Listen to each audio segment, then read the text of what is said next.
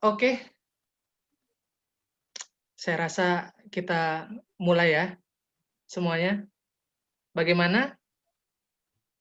Aman ya? Oke, saya hitung mundur deh. 10, 9, 8, 7, 6, 5, 4, 3, 2, 1. Halo, selamat malam. Hai, halo semuanya. Oke. Halo.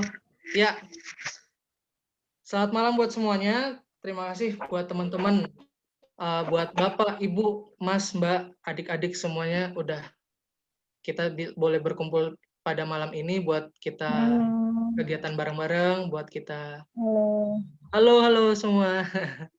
Ya, perkenalkan, saya Capriano David, saya yang akan jadi moderator untuk kegiatan kita malam ini. So, nanti saya akan menjelaskan beberapa tentang kegiatan kita apa saja dan bagaimana rules-nya kita pada malam ini. Nanti saya yang akan memimpin pada malam ini. Oke, selamat datang di acara webinar Belajar Mindfulness Melalui Seni. Oke, nah, terima kasih teman-teman sudah mau join pada kegiatan kita. Nah, ini temanya mindfulness ya. Temanya mindfulness, pasti teman-teman juga ada dari teman-teman yang sudah, oh saya sudah tahu dan saya sudah mempraktekkan apa mindfulness yang sudah teman-teman pelajari dan dalami. Tapi saya juga yakin bahwa ada dari kita yang mungkin belum cukup tahu dan masih meraba-raba apa itu mindfulness dan bagaimana saya bisa mempelajari mindfulness lebih jauh. Nah, karena itu kita akan belajar bareng-bareng, kita akan sharing bareng-bareng di acara pada malam ini. Sebelum kita mulai, saya akan menjelaskan bahwa hari ini, malam ini, acara ini diselenggarakan oleh Akarupa Class. Akarupa Class.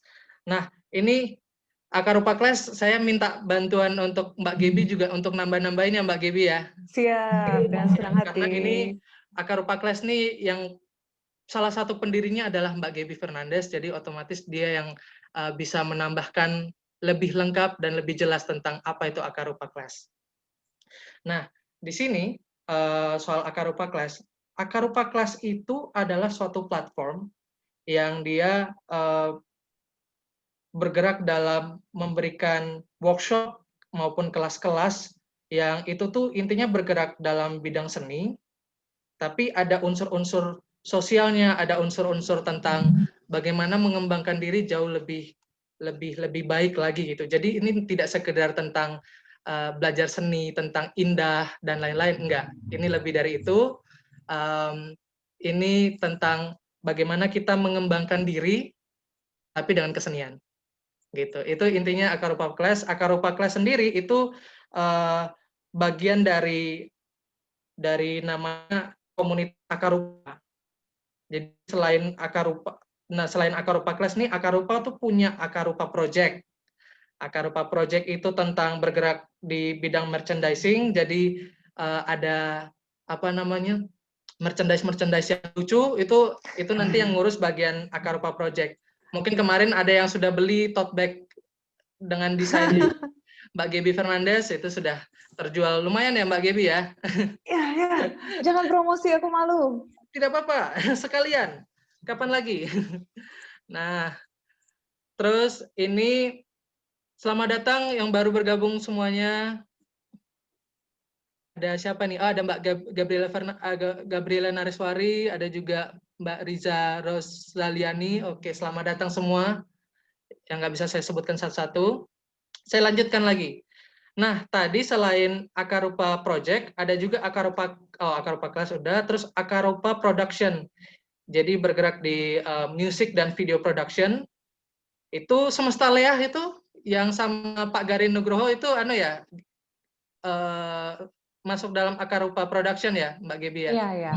Oke. Terus ini ada coming soon-nya lagi ada Akarupa Etnik. Gitu. Kalau teman-teman, Mas, Mbak, Bapak, Ibu itu mau tahu lebih jauh tentang proyek-proyeknya Akarupa, teman-teman semua bisa follow di Instagramnya, ada @akarupa.project maupun @akarupa.class. Gitu ya. Nah, terus ini sekilas soal penyelenggara acara malam ini, yaitu Akarupa Class. Nah, Akarupa Class ini juga bekerja sama dengan Indo Event. Apa itu Indo Event? Indo Event itu dia sekilas kayak ini. Dia tuh marketplace event online yang dia mempertemukan konsumen yang ingin sekali mengikuti acara pertemuan online secara eksklusif. Jadi kalau misalkan teman-teman, Mas, Mbak, Bapak, Ibu itu mau mengadakan apa ya, acara-acara semacam ini yang itu basisnya adalah online, maka bisa aja bisa untuk mengikuti Indo Event ini, bisa bekerja sama dengan Indo Event. Ini ada Instagramnya juga, Indo Event _ terus untuk Facebooknya Indo Spasi Events. Itu sedikit pengantar terkait penyelenggara dan kita kerjasama dengan apa aja dari untuk acara malam ini. Oke, sekarang ini sebagai awalan, saya sebagai orang awam itu saya mikirnya gini, wah, mindfulness tuh gimana sih? Kayaknya mindfulness itu soal belajar tentang kita meditasi, olah nafas, dan gimana-gimana untuk mencari ketenangan. Kan gitu kan? Makanya mungkin saya termasuk yang baru pengen belajar nih, ini soal mindfulness itu seperti apa. Nah, yang saya tahu dan mungkin banyak orang tahu itu kan mindfulness itu biasanya kegiatannya meditasi. Nah, ini Mbak Gaby Fernandes dan Mbak Prapti Alpandi ini punya kegiatan yang cukup unik nih. Mereka mempelajari, mengeksplorasi soal mindfulness, tapi tidak hanya dengan cara meditasi, tapi punya cara yang lain, yaitu dengan kesenian. Nah, ini kan teman-teman pasti jadi penasaran ya, kok bisa mindfulness tapi dipelajari dengan cara kesenian. Oke, jadi saya langsung perkenalkan dua narasumber kita pada malam hari ini. Pertama kita salam dulu untuk halo Mbak Gabriela Fernandes. Hai, selamat malam Halo Mbak, semuanya. selamat malam. Semoga sehat-sehat selalu ya dimanapun kalian berada. Sehat, amin. Halo Mbak Gabriela Fernandes. Jadi Mbak Gaby ini musisi sekaligus seniman perupa gitu ya. Ya. Seniman perupa. Jadi mungkin ada yang sudah pernah datang ke konser-konser terus bertemu dengan Mbak Gaby Fernandes ini saat dia lagi perform. Oh gitu. Mungkin. Nah yang kedua ini nggak kalah keren ini, Mbak Prapti Alpandi. Halo Mbak. Halo semuanya. Halo Mbak. Ini kebetulan kalau Mbak Prapti ini kita sempat ketemu beberapa kali, tapi ya untuk ngobrol lebih jauh mungkin baru kali ini ya Mbak Prapti ya. Iya, mohon maaf, aku lupa ingat. Nggak apa-apa, memang muka saya pasaran Mbak, jadi kayak Saking lamanya ketemu kita kayaknya. nggak apa-apa. Oke, kalau Mbak Prapti ini, nah ini menarik nih. Saya melihat bahwa Mbak Prapti itu bergerak ada namanya di Daun Dala ya Mbak ya. Ya. Daun Dala. Jadi seni menggambar mandala menggunakan daun. Jadi ini Mbak Prapti, kalau tadi mungkin Mbak Gaby Fernandes itu belajar mindfulness dengan menggambar dengan media mungkin kertas dan alat gambar yang lain. Kalau Mbak Prapti ini unik karena Mbak Prapti menggambar di tulang daun. Nah ini menarik banget sih Mbak. Ini unik banget. Dan mungkin sekilas perkenalan dan aku bakal minta tolong Mbak Prapti untuk cerita lebih jauh habis ini ya Mbak ya. Oke. Nah, untuk semuanya itu sedikit pengantar dari saya dan dua pembicara kita malam ini. Kegiatan kita malam ini akan berlangsung dari tadi jam 7 sampai nanti kurang lebih jam 9 kurang. Jadi jam 9 kurang kita sudah selesai, dan dan aktivitasnya apa saja. Pertama kita akan dapat sharing. Saya akan ada sharing-sharing dari Mbak Gabriela Fernandes dan Mbak Prapti Alpandi. Setelah sharing-sharing tentang apa saja yang mereka pelajari, kemudian baru kita akan ada sesi praktek. Jadi teman-teman nggak akan cuma mendengarkan kita sharing-sharing, tapi teman-teman semua akan bisa ikut praktek. Itu asiknya kita kegiatan malam ini. Gitu. Setelah praktek, nah teman-teman kan mungkin sudah banyak banget hal yang ingin ditanyakan. Ada hal-hal yang kayak mungkin bingung, ada hal-hal yang masih penasaran, entah itu dari sharing, entah itu dari praktek.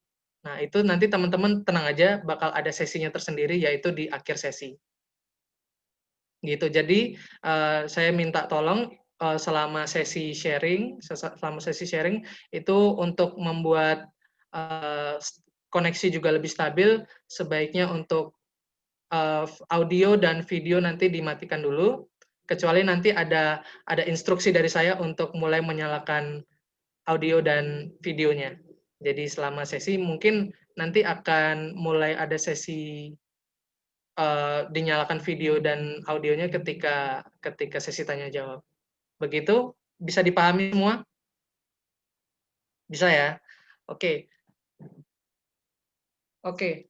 Oh ya, untuk Mbak Gebi Fernandes sama Mbak Prapti, kalau saya ngomongnya agak kecepatan, minta tolong diingatkan saja. Oke. Siap. Oke. Nah, Kita mau ditanyain apa aja ini, David? saya mau bertanya soal mindfulness dan kesenian. Wah, ini menarik banget sih. Oke. Saya pikir cuma dengan jalan meditasi, ternyata jalannya banyak ya. Jadi lebih lebih variatif gitu. Nah, saya mau pertama-tama bertanya nih ke Mbak Prapti dulu deh. Saya pengen tanya ke Mbak Prapti. Apa sih arti mindfulness bagi Mbak? Siapa dulu? Ke Mbak Prapti dulu. Oh, oke. Suaraku jelas nggak ya? Oke. Ya. Arti mindfulness apa? Oh, ke delay kayaknya, Prap. Ke delay. Jadi ada double. Sekarang udah belum? Udah. Udah sih, udah aman. Tadi mindfulness menurutku kalau sekarang aku kayak pendeknya tak bikin, kalau istilah lokalnya ya kayak mungkin karena kebetulan saya dari Jawa, terus cara gampang saya memahaminya sekarang jadi kayak momen ini sih, eling waspodonya, tapi kayak momen itu kayak benar-benar hadir sekarang gitu loh. Karena jadi kan eling kita di mana dan kita sedang ngadepin siapa, sedang akan ngapain kayak gitu, eling tuh inget kan kayak gitu, dan itu yang akan mengantar kita kepada waspodo atau kewaspadaan kayak gitu. Itu kayak pemaknaanku saat ini, hari ini seperti itu. Menarik. Jadi oke.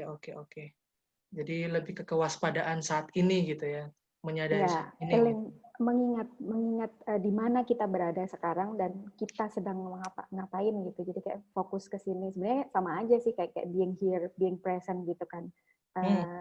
Here and now kayak gitu. Cuma aku lebih senang, lebih nyaman untuk menarik ke apa ya, yang lebih dekat denganku gitu loh, kayak dari alih-alih untuk pakai istilah mindfulness, kayaknya sekarang aku lebih nyaman menggunakan ya itu sih kayak latihan untuk selalu eling waspodo, di eling dan waspada, ingat dan yang akan membawa kita jadi waspada gitu loh.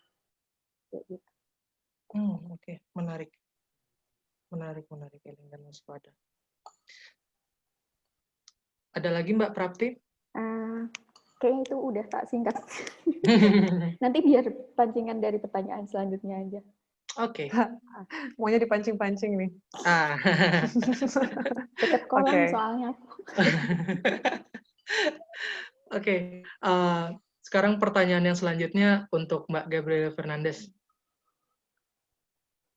Pertanyaan yang sama, Bang David? Betul, betul Mbak Gaby. Oke, siap. Jadi teman-teman, halo, aku mau cerita dikit nih tentang apa sih mindfulness buat aku gitu. Sebenarnya sama yang dibilang Plapti, tapi mungkin dengan bahasa yang sedikit berbeda. Mungkin karena aku suka mencari-cari tahu tentang mindfulness, aku masih tetap ingin menggunakan istilah itu. Jadi memang apa ya? Intinya adalah di sini dan kini, kita berada di sini, di momen ini, di saat ini, kita menyadari apa yang terjadi di sini dan saat ini, entah itu apa yang terjadi di dalam diri maupun yang terjadi di luar diri. Dan mungkin seperti yang tadi David sudah ceritakan di awal, mungkin orang pada umumnya mengasosiasikan atau mengaitkan tuh langsung, mindfulness itu tentang meditasi gitu.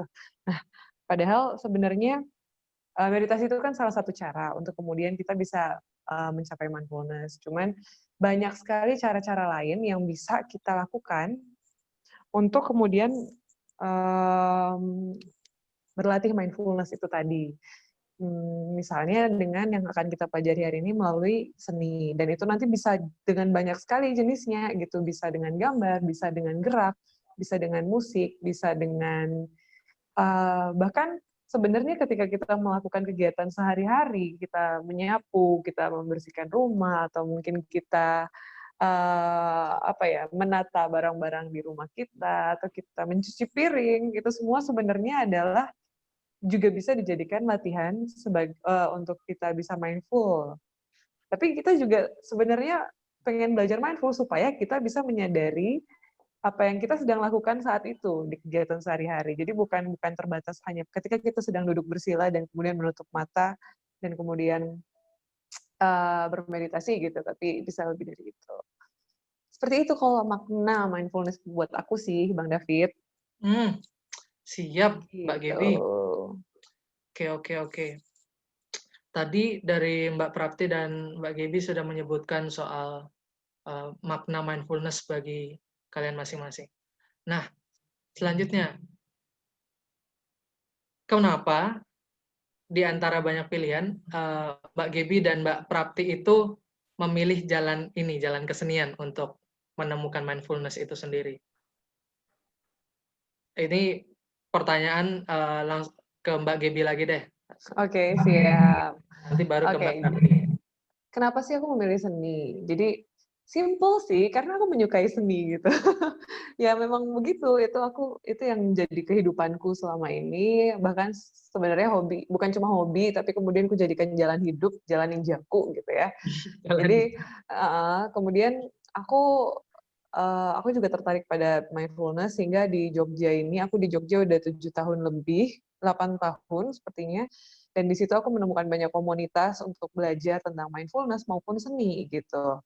Jadi misalnya aku ikut ke Rumah Magu, atau aku ikut ke komunitas yoga, terus kemudian kalau di bidang seninya aku ikut komunitas musik, aku ikut komunitas teater kadang, baru-baru ini sih baru mencoba gitu, yang teater beneran Abang David.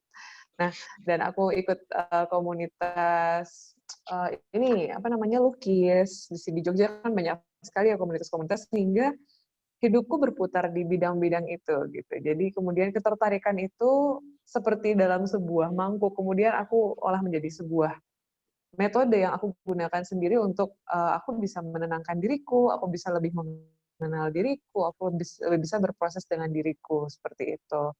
Jadi ya kenapa seni sih? Jawaban pertamaku itu. Lalu aku tuh merasa ini, mungkin teman-teman di sini semua ada yang memang berkutat di bidang seni juga, ada yang hobi gambar, mungkin ada yang hobi bermusik, atau mungkin ada yang hobi menulis, teater, apapun itu bidangnya.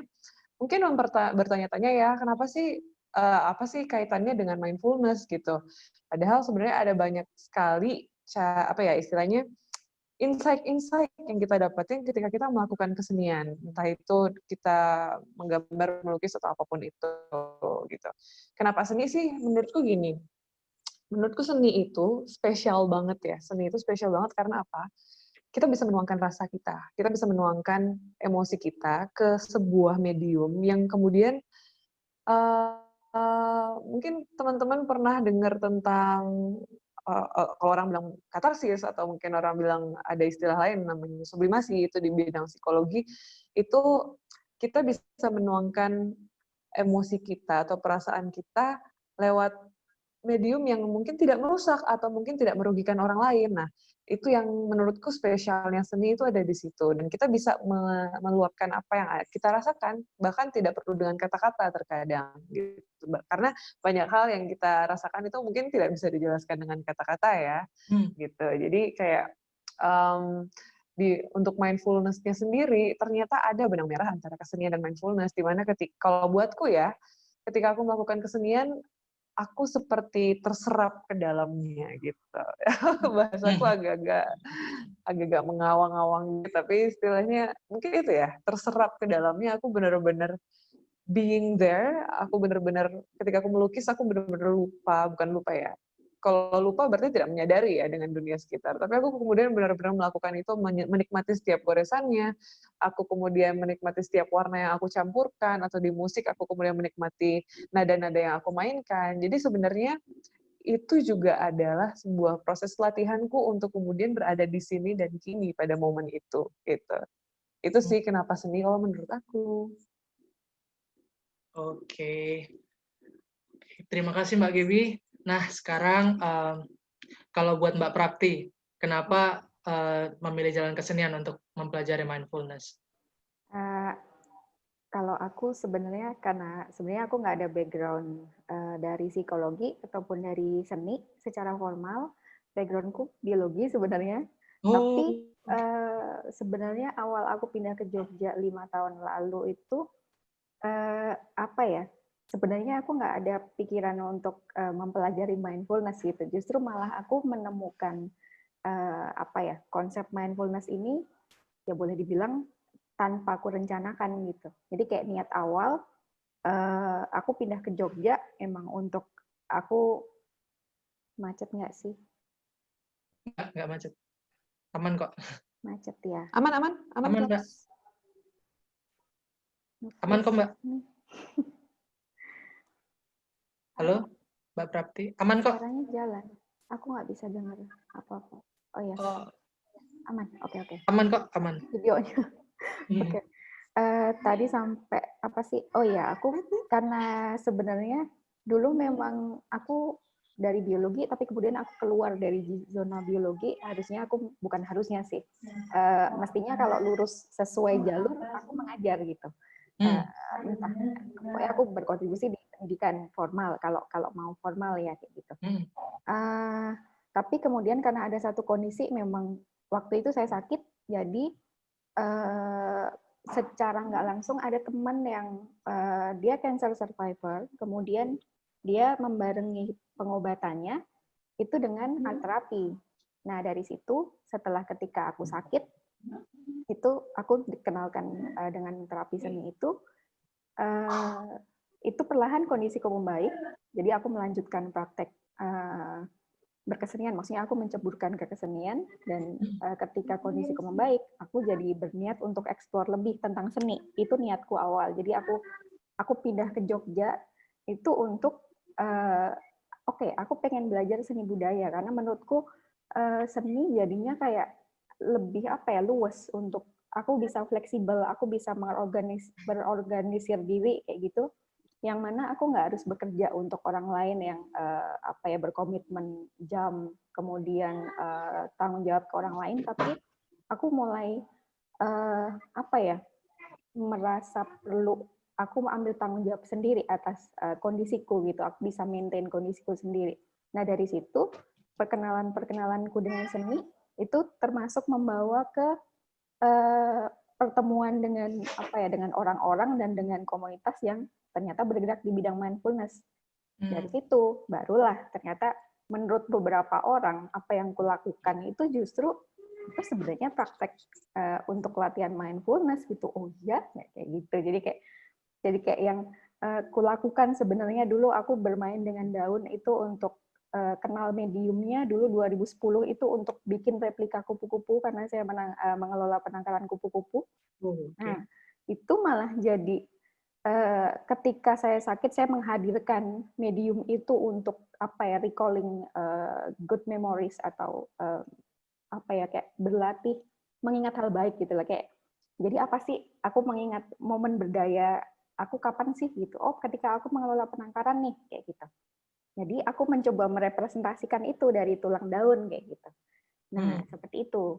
Dari situ yang oh berarti beberapa orang kemudian bilang, "Wah, kamu meditasi daun dong." Kayak gitu. Nah, baru itu kayak jalan jalan pintu utama untuk kemudian aku kenal mindfulness dan ke komunitas-komunitas beberapa kayak gitu.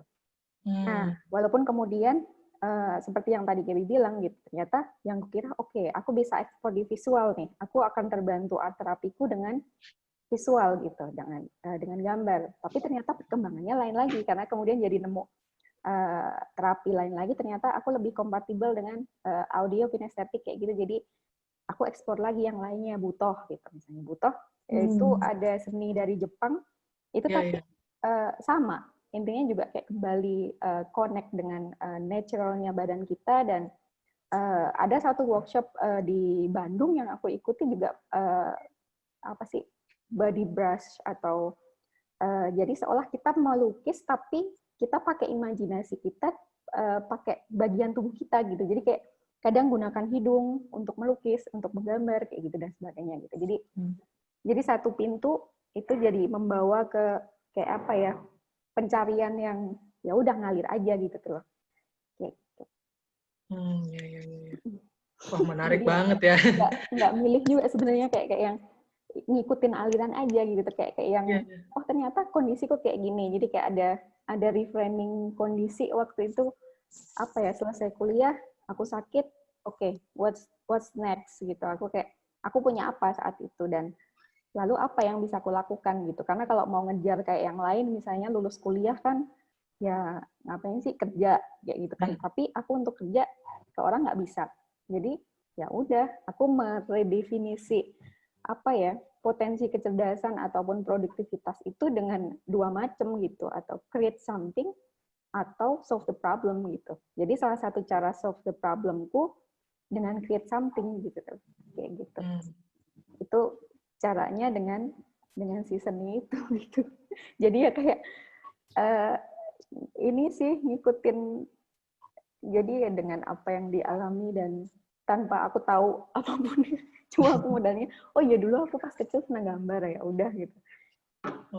Aja gitu. Udah. Gitu. Halo Mbak Prapti. Halo. Oh ya, sempat kepotong tadi. Iya. Oke. Wah, menarik banget ya. Dari sakit, kemudian padahal basicnya juga biologi, terus kemudian sakit, terus mulai menemukan bagaimana cara sembuh dengan art terapi. Itu menarik banget sih jadinya beberapa penemuan-penemuan itu. Nah, ini kan Mbak Prapti sudah menjelaskan bagaimana akhirnya dia bisa sampai ke akhirnya seni tulang daun itu. Bahkan udah nyoba-nyoba macam-macam dari butoh dan lain-lain. Ngomong-ngomong tuh butoh tuh capek banget loh Mbak Prapti. Itu remuk redam loh Mbak, ya ampun. Kamu ketemu yang siapa nih gurunya? Gila itu. Tapi itu bisa sangat-sangat menuangkan emosi loh. Kalau aku waktu itu belajar dari satu pengajar butoh di Jepang, dari Jepang, dia datang ke Jogja, aku lupa namanya, Gaby penyakitnya gitu. Nah, beliau mengatakan ketika kamu mengalami sesuatu, do not repress it, karena itu akan terpendam di dalam. Do not make an outburst outside, jangan kemudian diluapkan begitu saja dengan mungkin cara-cara yang kadang tidak apa ya, mungkin dengan cara yang destruktif atau tidak sehat gitu. Tapi ditransform. Jadi emosi yang ada di dalam itu diubah ke dalam bentuk yang lain. Karena energi itu kan tidak bisa hilang. Energi Betul, hanya betul. berubah bentuk. Jadi ketika kita merasakan sesuatu, ketika kita tidak punya medium untuk kemudian mentransform itu, mungkin kita akan kesulitan gitu. Jadi itulah yang aku dan mungkin Plapti juga dan mungkin teman-teman lain juga sudah lakukan dengan banyak bentuk yang lain gitu, tanpa disadari loh, Hmm. gitu. Ya. Dan tadi Mbak Gaby sempat menyebutkan ya, maksudnya seni adalah ekspresi perasaan dan emosi yang tidak destruktif ya, tidak merusak. Itu menarik banget sih. Benar-benar itulah kenapa jadi cara yang bijak ya untuk meluapkan banyak perasaan dengan seni.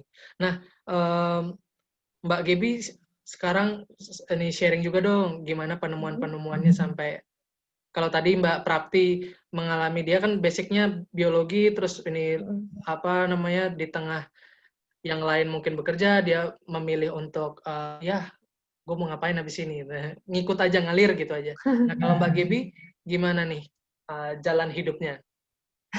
Jalan ninjaku itu mungkin agak Jalan ninja. sedikit berbeda. Apakah Karena pakai jalur apa? kuning juga atau gimana?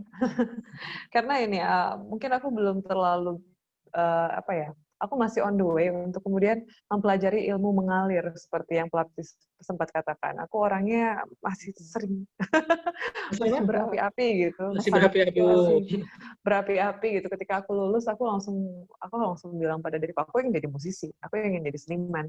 Dan itulah yang kemudian aku perjuangkan sampai selama 2 tahun, aku lulus di tahun 2017, berarti udah 3 tahun yang lalu gitu. Dan kemudian aku mencintai dunia psikologi, aku menyukai semua konsep-konsep itu, semua ilmu yang aku pelajari, tapi aku merasa aku bukan tipe orang, mungkin sama kayak Prapti ya, mungkin aku bukan tipe orang yang juga duduk di belakang meja dan kemudian bekerja secara formal atau sangat serius begitu. Aku lebih bisa dibilang aku pengen pengen apa ya, meluapkan rasa, pengen berkarya, pengen membuat sesuatu, pengen apa ya, mengalirkan, mengolah ide-ide yang ada di kepalaku untuk kemudian menjadi karya juga gitu. Jadi kayak oh bukan, aku tidak menjadi psikolog, tapi aku sangat senang dengan dunia seni, baik itu lukis maupun musik. Yang kemudian sebenarnya di pertengahan aku kuliah itu aku sudah merasa aku pengen pindah jurusan, aku pengen pindah kampus malahan. Kayak aku tidak bisa bertahan lagi dengan semua teori-teori ini gitu misalnya, dan aku pengen benar-benar berkarya sebagai seorang seniman, tapi kemudian aku bertahan sampai aku lulus gitu, dan kemudian disitulah aku merasa beruntung aku tinggal di Jogja, sama seperti Prapti, banyak yang tidak disengaja kemudian pertemuan-pertemuan itu, kayak aku juga akhirnya tertarik sama dunia buto, atau walaupun baru dapat 1 kali kesempatan. Oh ya, buat teman-teman yang mungkin masih ngawang, buto itu adalah sebuah seni gerak dari Jepang yang kemudian mungkin nanti Plapti aja yang lebih bisa jelasin sih ya. Kok jadi gue? Plapti boleh dibantu dong buto, mungkin biar nggak roaming. Biar nggak roaming. Nanti aku salah jelasin lagi. Kan nggak ada salah benar. Oke, salah benar itu sangat relatif ya. Benar. Apa ya, kalau butuh sebenarnya jadi ada satu, karena memang selain art terapi maksudnya sendiri, memang ada salah satu mekanisme latihan sendiri, kan memang ada terapi yang dengan dampingan psikolog ya, kayak gitu. Nah kebetulan psikolog terakhir yang menanganiku itu double sama kinesiolog. Nah itu yang pakai ilmu apa sih, ada biofeedback dari otot kayak gitu. Jadi apa ya, kayak ada apa sih, kayak ada apa ya, untuk mungkin pengecekannya tuh dari kita, badan kita yang menjawab seperti itu. Terus satu ketika ada apa nih yang bisa mendukung efektivitas terapiku, itu apa? Apakah dengan menari, ataukah yoga, ataukah teater kayak gitu. Itu dari buku yang aku dapat rekomendasi dari temanku, itu ada namanya The Body Keeps the Score. Itu dari Bessel van der Kolk, penulisnya. Itu di situ aku jadi menyarikan gitu. Kan kita juga kayak ambil benang merah poin-poin kondisi kita kayak gimana sih gitu kan.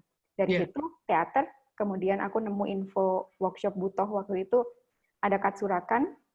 Katsurakan itu langsung dari murid dari generasi pertama Butoh dari Jepang. Di situ aku merasa bisa, karena aku nggak ada background tari, nggak ada background teater, tapi karena Butoh itu dia menyampaikan apa ya, kayak ya not to act atau enggak buat acting. Jadi nggak butuh apa ya, dramaturgi ataupun koreografi, tapi memang to express kayak gitu. Itu yang dari Katsurakan yang pegang. Jadi bagaimana kemudian kita kembali ke nature, ke alaminya badan kita gitu. Terus kalau dari di Solo, aku ikut workshop yang di Solo dari Bu Melati Sriyodarmo, mungkin teman-teman tahu ya. Itu beliau menyatakan dia juga berapa generasi di bawahnya Katsurakan gitu. Itu dia menyampaikan sebenarnya Butoh itu bukan untuk how we dance or how we do theater, tapi becoming, bagaimana kita becoming Butoh gitu, kayak gitu. Yang kalau Katsurakan lagi menambahkan bahwasanya sebenarnya di Indonesia sendiri itu kayak banyak sekali olah rasa itu yang udah itu Butohnya Indonesia gitu loh, karena itu basisnya culture di masing-masing ciri khas dari Indonesia sendiri. Iya. Jadi kayak bukan apa ya, bukan kayak satu, tapi itu semacam teknik. Jadi kayak prinsip batik kan bagaimana apa sih? Itu prinsip, metode gitu. Tapi kan batik Indonesia dan batik lain, asal itu metodenya sama kan, prinsipnya sama kan, itu batik juga gitu loh. Jadi sama pada Butoh juga gitu. Jadi bagaimana menari boleh melakukan hal yang apa ya, mungkin absurd atau aneh ataupun nggak lazim, tapi itu kayak diintensikan untuk ya apa ya, mengekspresikan apa yang ingin kamu sampaikan, untuk merilis memori di tubuh kita gitu. Ya kan tiap sel kita kan punya memori sendiri gitu. Bahkan dari ketika masih di dalam kandungan kan kita udah menyimpan memori itu kayak gitu. Wah, berarti menarik banget ya. Tadi itu tentang sedikit Butoh. Ada kesenian, maksudnya ada menggambar, kamu udah tahu deh kayak. Berarti menarik banget karena ini kesenian untuk kesenian di sini dipakai untuk terapi, dan itu ternyata ada banyak banget hal ya. Ada dengan menggambar dan itu membantu psikologisnya gitu. Ada juga Butoh tadi yang itu justru mungkin apa ya, ketika kita stres atau kita mengalami kecemasan dan lain-lain, itu bisa dilepaskan dengan kita mereaksikan tubuh kita gitu ya. Kita mereaksikan tubuh kita untuk membuat ya, jadi nggak selalu harus dengan psikologis yang lain, tapi dengan biologis pun itu juga bisa membantu, karena ya terhubung kan antara biologis dan psikologis itu sendiri. Menarik. Nah, ngomong tadi belum Mbak Gaby belum lanjutin cerita soal Mbak Gaby. Belum selesai nih. Lanjutin, Mbak. Dan yang dibilang Plapti tadi benar banget. Jadi kita bukan melakukan kesenian untuk mindfulness ini untuk diperformkan sebenarnya. Jadi itu bukan untuk not to show, bukan untuk menunjukkan, tapi kita ingin kita ingin berproses sama diri gitu. Dan kemarin waktu aku ngasih kelas mindful drawing gitu, ada yang nanya gitu, Kak, aku tuh bingung ketika aku bikin mindful drawing yang istilahnya tuh gambarnya tuh bentuknya abstrak gitu ya, bukan gambar yang kemudian indah atau kemudian berskill gitu ya, tapi lebih seperti ke pengulangan pola, pengulangan bentuk, atau mungkin bahkan gambar-gambar yang kita tidak bisa langsung mengetahui artinya gitu ya. Dan kemudian dia bertanya, apakah baiknya aku upload atau enggak, tapi aku bingung, aku takut dibilang teman-teman kok gambarku jelek atau gambarku gini. Itu maksudnya apa sih, itu ngapain sih kayak gitu kan. Kadang ada insecurity kayak gitu. Nah, persis banget yang kayak dikatakan Kak Prapti, yang kita lakukan di sini tuh benar-benar berbeda dengan ketika kita membuat karya untuk perform misalnya, atau untuk orderan misalnya. Kalau yang aku lakukan kan jadinya setelah aku lulus, aku membuka usaha di bidang seni yang akar rupa project tadi, di mana aku kemudian menerima orderan untuk membuatkan gambar untuk orang lain gitu ya, ilustrasi untuk orang lain, atau kemudian kalau di musik juga kadang aku menulis lagu untuk orang lain gitu. Nah, ketika kita mau berproses dengan diri, itu kita lepaskan gitu. Jadi bukan apa ya, kita tidak berusaha untuk menjadi seniman atau maestro gitu, atau seperti seseorang yang memang sudah punya skill atau melatih skillnya bertahun-tahun, tapi lebih ke ya aku memang mau melakukan ini untuk berproses dengan diriku, mau hasilnya seperti apa, mau aku posting atau enggak, mau aku buat itu, aku pajang atau aku simpan di dalam diaryku saja, itu jadi pembeda yang sangat-sangat signifikan gitu. Karena ketika kita membuat karya untuk orang lain atau untuk sebuah instansi atau untuk sebuah project, kita kan berpikir ya, lebih ke memikirkan konsepnya, atau kalau tadi dibutuh ada teatrikalnya. Tapi kalau dilukis, misalnya ketika yang aku lakukan, aku sedang fokus di bagaimana sih aku bisa melukis tapi merespon musik gitu. Itu aku lebih ke ya udah, aku ingin meluapkan rasa ini, aku ingin berlatih kesadaranku dengan ini, bagaimana caranya, walaupun hasilnya kemudian jadi tidak terlalu terbentuk. Mungkin kalau kayak teman-teman lihat ini di belakangku, ini salah satu hasil yang aku lakukan ketika aku membuat sebuah gambar tapi merespon musik. Itu aku memakai metode 5 rhythm juga sebenarnya. Aku menggunakan 5 musik yang berbeda dengan 5 rhythm yang berbeda.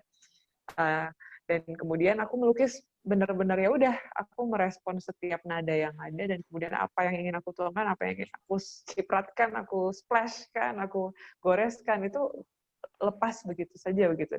Dan itulah yang kemudian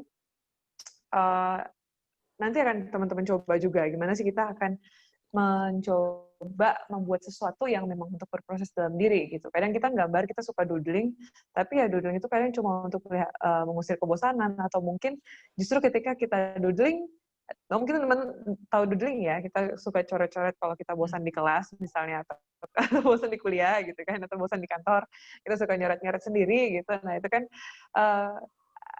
ada sangat berbeda ketika intensi kita pada saat itu ditujukan pada aku ingin berproses dengan diri dengan cara ini, dengan ya aku cuma pengen gambar-gambar aja. Itu namanya bukan mindful drawing, tapi jadi mindless drawing misalnya kayak gitu. Nah, itu balik lagi ke intensi masing-masing. Balik lagi ke ceritaku tadi di awal, gimana sih aku menemukan apa yang sedang aku lakukan saat ini. Jadi ketika aku berproses sebagai seorang pengarya, aku juga berproses di belajar dengan apa ya, ketemu banyak komunitas, ketemu banyak teman-teman baru, ketemu Prapti juga. Kita ketemu dari kapan ya, Prap ya? Beberapa tahun lalu kayaknya, udah 2018, 2000, sekitar itu. Aku kemudian dari situ juga ketemu lagi dengan banyak orang lain yang ternyata juga punya caranya masing-masing gitu. Nah, jadi sempat bahkan aku dan Prapti juga sempat mengikuti latihan meditasi selama 10 hari. Kalau teman-teman pernah dengar meditasi Vipassana, itu benar-benar kita non-kontak dengan dunia luar, non-kontak dengan satu sama lain di sebuah tempat yang benar-benar diatur khusus supaya kita tuh memang benar-benar menggali ke dalam diri dan berlatih dari pagi sampai malam gitu. Dan itu pengalaman yang sangat wow buatku, karena aku orangnya sangat-sangat ini ya, pikiranku itu sangat-sangat mudah melompat-lompat dari satu tempat ke tempat yang lain. Bahkan ketika aku menunggu misalnya, aku sangat restless gitu. Jadi aku kayak nggak bisa tenang, nggak bisa diem. Apalagi ketika disuruh meditasi, awalnya aku disuruh mencoba meditasi, waduh itu nggak bisa. 2 menit pertama itu aku langsung buka mata, nggak bisa, terlalu banyak pikiran dalam kepala gitu. Kayak okay, this is so hard, this isn't easy gitu. Tapi kemudian ketika aku berproses, dan aku mulai menemukan rasa tenangnya ketika kita udah bisa berhasil melatih diri, karena itu kayak olahraga sih sebenarnya, melatih mindfulness itu. Kayak semakin sering kita latihkan, semakin terbiasalah kita, baik mental maupun tubuh kita, untuk kemudian mengakses rasa tenang itu gitu. Jadi yang aku rasakan adalah oke, perlahan-lahan aku udah mulai, I know the glimpse of the feeling of being calm, of being here and now gitu. Aku kayak udah, oke gini tuh rasanya. Aku bisa mengaksesnya kembali gitu. Nah, kemudian di lukis, aku kemudian mencoba melakukan itu. Aku menemukan sebuah metode namanya Zentangle gitu. Aku ingat banget pertama kali aku ngasih workshop Zentangle itu bukan ngasih workshop ya, lebih ke berbagi metode tentang Zentangle itu bareng Prapti di rumah Mama gue waktu itu. Itu pertama kali atau mungkin kedua kali ya. Tapi kemudian di situ kita belajar untuk gimana sih kita bikin pola berulang, tapi itu untuk stress relieving gitu. Jadi kayak teman-teman kalau lihat di Gramedia atau merek kalau teman-teman lihat di toko-toko buku terkemuka di mana-mana gitu ya. 1 atau 2 tahun lalu tuh sempat ngetren banget yang namanya coloring for adults gitu ya. Oh iya, Coloring itu kan tahu.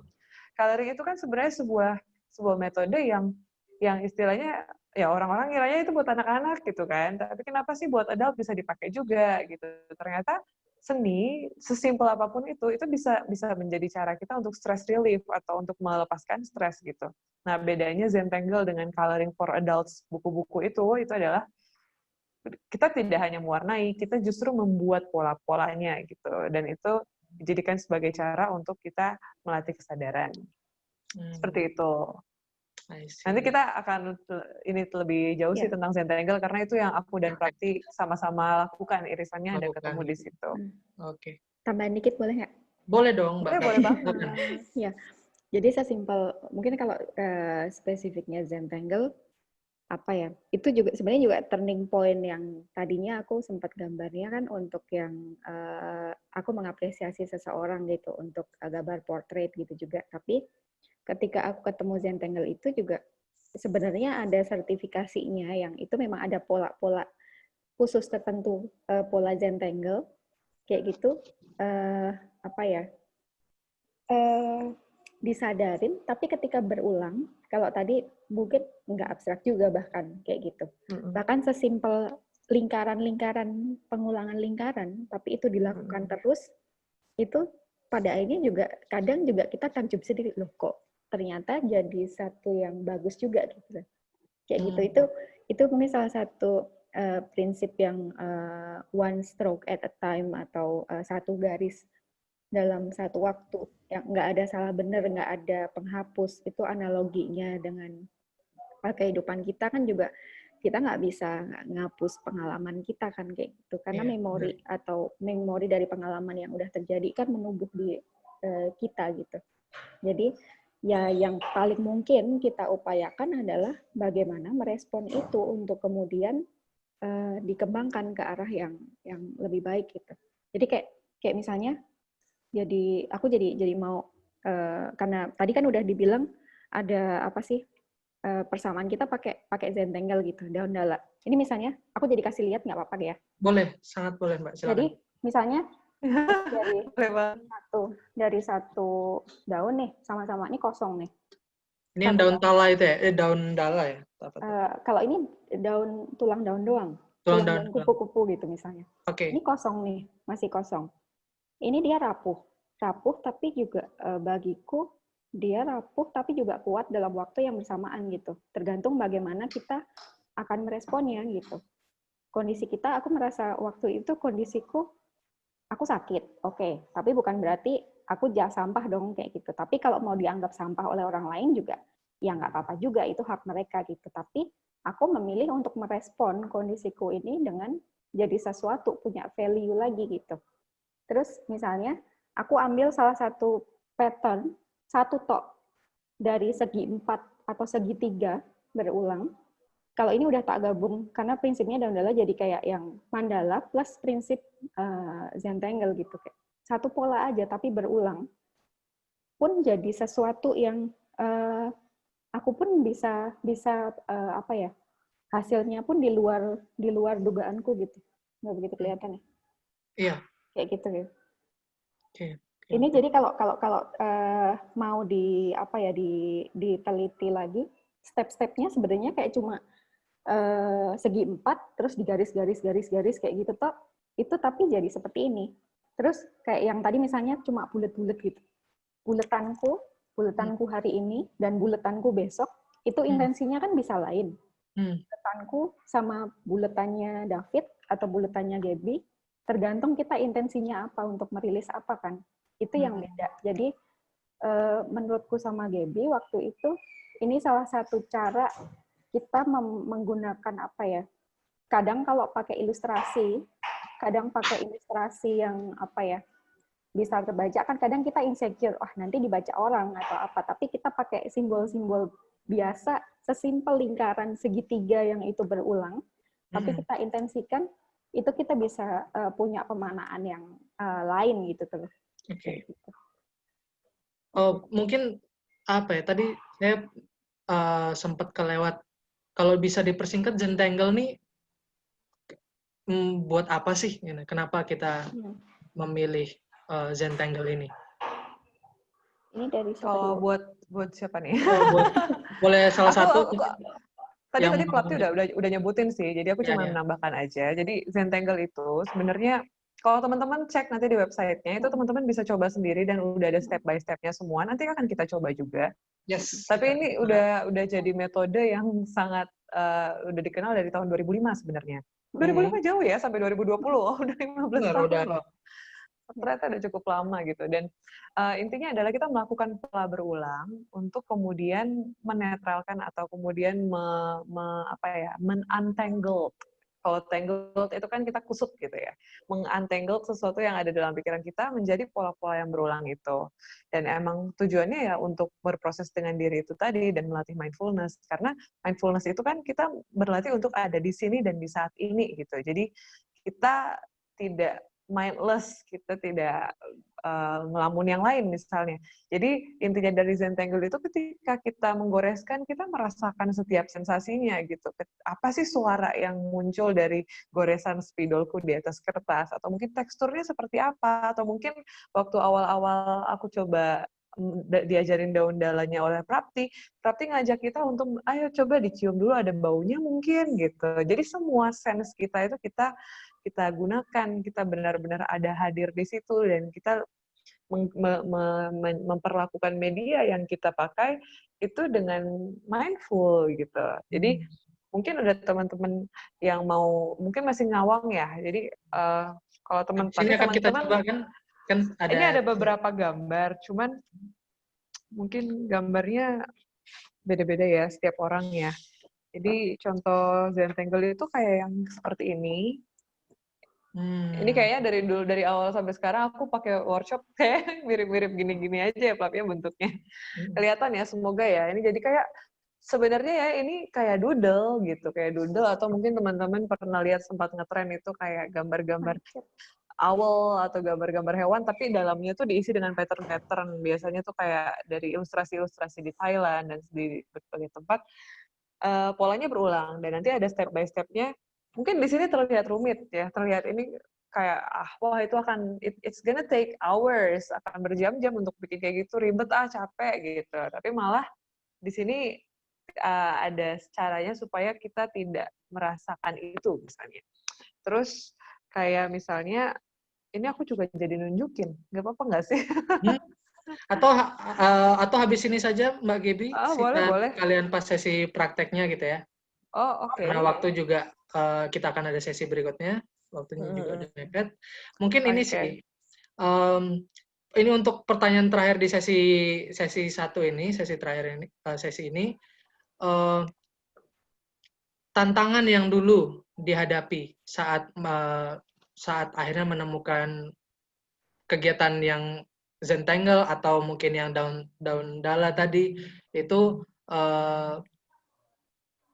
tantangan yang dihadapi oleh Mbak Gaby dan Mbak Prapti itu apa aja sih untuk menemukan mindfulness di sini? Gitu. Mungkin dari Mbak Prapti dulu. Oke. Kalau dari aku, karena sebelum aku kenal istilah mindfulness itu sendiri atau meditasi dari ketemunya, justru aku sebenarnya bukan tantangan juga sih, tapi yang bikin aku merasa jadi kayak mengalami secara penuh untuk belajar sensing, bukan sensing juga sih, grounding kan dengan 5 melibatkan semua indera ya, kayak gitu. Ya, justru malah mulai dari menyiapkan medianya seperti itu. Karena cara membuat media ini dari yang daun hijau sampai tinggal tulang daun, itu kan sebenarnya ada opsi. Kita pakai bahan kimia yang sintetis atau pakai cara alami gitu. Nah, aku memilih kalau pakai bahan kimia tuh sehari jadi tuh kayak 1 jam direbus terus disikat selesai gitu. Tapi aku memilih yang alami karena pertama waktu itu alasanku karena aku sakit, jadi kalau aku pakai bahan kimia sintetis aku nggak tahan dan mungkin akan malah tambah destruktif untukku gitu. Jadi aku memilih konsekuensinya adalah aku perlu memproses ini 3-4 minggu. Jadi aku rendam pakai air biasa, aku sikat bertahap kayak gitu. Di situ aku kayak yang kenal, aku explore kayak misalnya kalau aku ambil daun yang tua kayak gimana, kalau terlalu muda bagaimana, kalau aku justru malah jadi belajar jadi reconnecting sama badanku sendiri justru dari prosesnya gitu, proses nyikatin ini daun ini. Kalau aku nyikat terus tiba-tiba keinget sesuatu, pikiran kita kan lompat-lompat ya, tiba-tiba keinget, aduh ada orang nggak atau kejadian satu nggak enak kan, badan kita kan nggak pernah bohong, jadi otomatis langsung kalau nggak nyaman deg-degan atau marah misalnya, jadi kayak tangan tuh mesti langsung lebih gegem, lebih neken kan, otomatis aku nyikatin gini kan lebih jadi sobek. Aku sampai sobek 2 atau 3 lembar, otomatis aku belajar ambil jeda gitu loh. Nggak aku maksain terus, karena aku merasa, oke, aku menghargai waktuku, aku sudah menunggu sama-sama, misalnya udah menunggu 3 minggu, aku sobek, aku menghargai, iya nih, aku udah nunggunya lama gitu. Justru prosesnya di situ sih, kayak konsistensi dan komitmenku untuk aku akan melanjutkan ini atau enggak gitu. Karena ya kalau pas awal aku di Jogja, banyak yang coba soalnya. Banyak yang coba, semuanya aku kasih tahu. Aku pilih cara alami, aku rendam aja 3-4 minggu, 2-3 hari diganti air dan disikat, seperti itu. Banyak sekali yang, gampang no, kayak gitu. Aku punya nih di rumah pokoknya gitu. Ya udah silakan. Tapi dari sekian puluh lembar misalnya dia rendam, kadang ternyata punya aku sobek semua gitu. Tinggal 3 atau 4 lembar yang sisa gitu. Tapi karena ada beberapa orang teman dewasa yang seperti itu, akhirnya aku pakai ke anak-anak gitu. Aku ajak satu komunitas anak-anak, aku ajak mereka workshop gambar dan aku bikin medianya juga. Mereka banyak berhasil. Itu yang menunjukkan bahwasanya memang fokus, karena anak-anak lebih menikmati momen. Oke, mereka trying something new dan mereka bermain, menganggap ini sebagai bermain kayak gitu loh, dan ya menikmati sambil proses udah. Kalau dewasa kan kita masih takut, kita banyak lompat-lompat sana sini gitu. Jadi ya excited untuk melakukan hal baru yang dari situ jadi aku belajar konsistensinya sih dan komitmen. Oke, aku mau lanjutin ini enggak? Itu tantangannya. Iya. Dan ya kalau gambar di sini semakin lebih ini sih nyadarin aku banget bahwasanya kalau ketika aku mati. Ke pause ya? Iya, ke pause sebentar. Halo Mbak Prapti? Nggak apa-apa, sempat ke pause. Bisa mungkin diulang sedikit lagi. Tapi suaranya belum masuk. Masih suaranya masih mute, ya. Oh iya. Oke. Udah kok. Oke. Nah, dari sini tantangannya adalah sering ada godaan untuk aku kembali kertas aja, karena kertas dulu aku terlalu mudah untuk kemudian salah, ya udah buang. Aku bisa dengan mudah untuk beli, ataupun aku beli daun yang dari produk kerajinan yang mereka pakai bahan sintetis gitu. Tapi karena kebutuhanku, aku memang butuh prosesnya, dan untuk gambar juga ketika pakai bahan kimia dia lebih tipis. Karena ibarat kata kita alaminya 3-4 minggu gitu. Tapi dipaksa 1 hari. Kayak kehamilan kita juga 9 bulan kan, nggak dipaksa 1 bulan doang, kayak gitu kan juga enggak. Jadi ya tantangannya itu sih, kayak godaan-godaan untuk yang mudah aja deh gitu kayak. Jadi memang godaan untuk atau proses ke diri tuh godaannya memang Menarik, menarik. gitu. Oke, Oke. selanjutnya mungkin Mbak Gibi kalau bisa lebih singkat lagi, mungkin bisa dipadatkan ceritanya. Ya, Oke. kalau aku tantangan aku pertama adalah rutinitas. Aku orangnya sangat sulit melakukan rutinitas dan ketika namanya ya aku suka ngelukis dan segala macam, biasanya orang bilang seniman tuh moody gitu ya. Jadi aku sering banget untuk tidak rutin melakukan itu sehingga kayak oke, aku mengajak orang-orang untuk apa ya? Aku berbagi ke orang-orang tentang metode ini, tapi kok aku sendiri nggak selalu melakukannya. Aku tidak rutin melakukannya sehingga aku menyadari bahwa aku jadi tidak mindful di momen-momen tertentu ketika aku sedang lost gitu. Jadi itu tantangan yang mungkin dihadapi juga oleh banyak orang gitu ya. Terus yang kedua juga terkait ini sih tentang menerima. Jadi ketika kita belajar mindfulness dengan seni, kita belajar jujur atau belajar menjadi vulnerable dengan diri kita sendiri gitu. Ketika memang yang terjadi adalah mungkin goresan yang mencong atau mungkin goresan yang tidak menurut kita tidak sempurna menurut persepsi kita gitu ya. Tapi ketika kita melakukan latihan ini, tujuannya sebenarnya adalah justru untuk menerima ketidaksempurnaan itu, dan itu adalah hal yang sangat sulit buatku karena aku orang yang sangat perfeksionis gitu. Jadi itu tantangan tersendiri buatku yang mungkin teman-teman lain di sini juga ada yang merasakan. Lalu juga menerima bahwa mungkin apa yang kita tuangkan tidak selamanya terlihat positif atau tidak selamanya terlihat bright, terlihat ceria. Mungkin ada momen-momen di mana kita merasa sedih dan kemudian gambar yang muncul adalah gambar-gambar yang tidak terlalu terlihat menyenangkan misalnya, atau mungkin gambar-gambar yang menurut kita ini apa sih gitu. Kadang kan kita punya self criticism gitu ya. Nah, tantanganku sendiri juga adalah menerima menerima ketidaksempurnaan itu tadi dan menerima bahwa it's okay not to be okay for sometimes gitu. Jadi ya itu dua tantanganku sih. Oke. Gitu. Well, thank you banget sharingnya untuk Mbak Gabriela Fernandes dan Mbak Prapti. Oke, teman-teman peserta yang pasti udah ada yang mau bertanya, udah ada yang penasaran mau gimana, tapi mohon ditahan dulu. Nah, akan ada sesinya sendiri.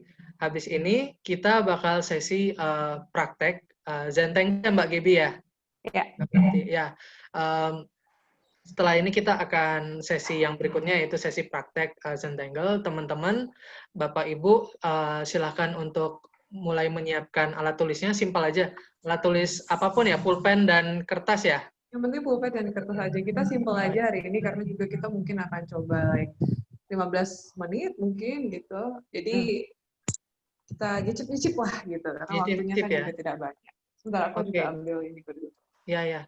Ini kalau di sini, kalau memang di tengah praktek mungkin ada teman-teman yang memang mau bertanya, silakan videonya coba di-on-kan dulu biar saya sadar, memang ada yang mau benar-benar perlu bertanya terkait prosedurnya. Jadi nanti baru saya setelah menyalakan video, baru saya persilakan untuk menyalakan audionya juga untuk mulai bertanya. Kurang lebih seperti itu. Silakan dipersiapkan dulu. Sudah ya.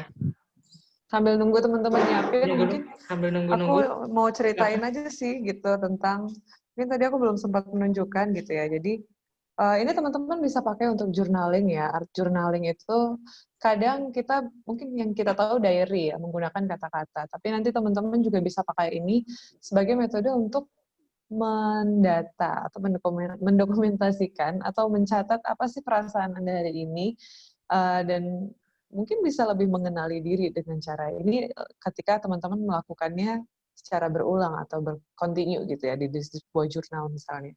Nah, Zentangle itu sendiri apa sih sebenarnya? Tadi udah sempat kita sebutin.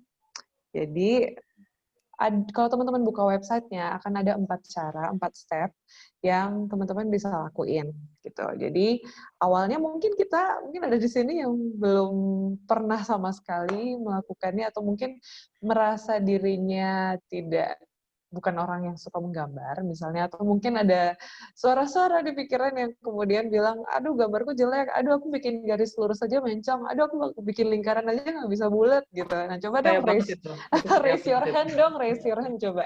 Saya banget Aku saya. pengen tahu ada berapa orang nih yang kayak gitu nih. Oh, Kelihatan ya. nggak ya? Mungkin yang mau boleh liatin video siapa yang merasa sama seperti yang disebutkan tadi, boleh angkat Ada tangan. nih, ada yang udah ngechat nih kayaknya. Oh iya, boleh di chat, boleh lewat chat, boleh lewat video, angkat tangan.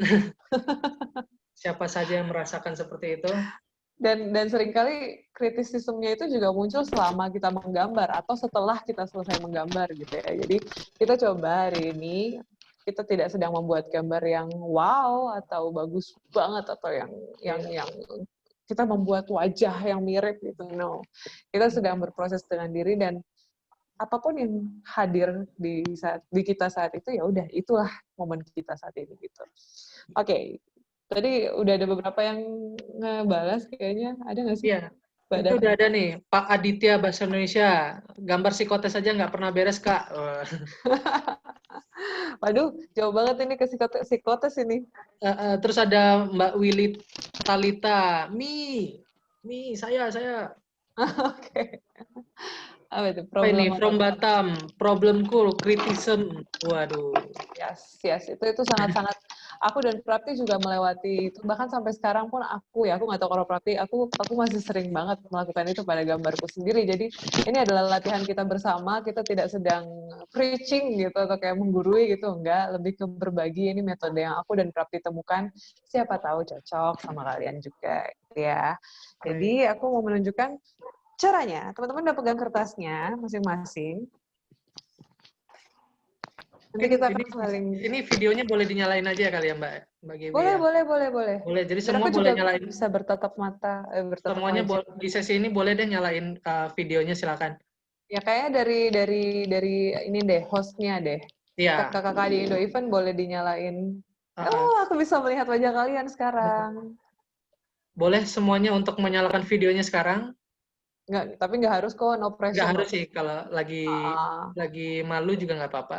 Lagi malu. Oh, siapa tuh yang lagi malu tuh? Oke, halo semuanya. Wow, senang bisa melihat wajah kalian. Kita akan coba ya malam ini ya. Mungkin ini ada yang pertama kali buat kalian, ada yang udah pernah. Tapi kita coba singkat aja. Waktunya juga tinggal dikit ya, Bang David ya? Lumayan. Nggak apa-apa, cukup. Waktunya cukup. Sangat cukup sekali. Biasanya kalau udah mulai nggak akan bisa berhenti sih ini. Tenang. Oke, jadi gini. Mungkin ketika teman-teman melihat hasil akhirnya, teman-teman akan udah ngerasa ngeredek duluan gitu ya, kalau yang harus bahasa Jawa. Nah, kita mulai dengan ini. Ketika teman-teman pegang kertas teman-teman masing-masing, mungkin teman-teman kayak merasa, ini kertas yang kosong ya, aku bingung mau memulai dari mana. What should I do with this? Gitu. Jadinya coba deh kita mulai dengan sesimpel membuat 4 buah titik di kertas ini, 1, 2, 3, dan 4. Buat aja titik itu, tidak usah dengan dengan perasaan yang ingin sempurna atau apa. Tinggal dibuat saja 4 buah titik ini. Nah, ketika kita udah kayaknya udah deh. Sudah. Nah, ketika teman-teman melihat kertas ini tidak lagi kosong gitu. Kertas ini tidak lagi kertas selebar A4 yang kemudian kalian bingung mau mulai dari mana. Udah ada hal-hal yang bisa kalian fokuskan di sini gitu. Jadi kayak kita berlatih untuk memulai hal-hal step by step gitu ya. Nah, kemudian dari sini kita tarik garis dari satu titik ke titik yang lain. Ditarik garisnya. Tarik garisnya lagi sehingga kemudian menjadi segi 4 seperti ini. Nah, sekali lagi, teman-teman yang mulai muncul pikirannya, wah garisku nggak lurus, wah kok elek banget, gitu. Nah, itu kita coba sadari dulu aja.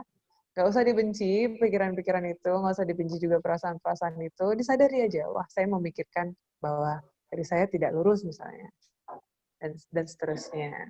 Udah ya, kira-kira ya.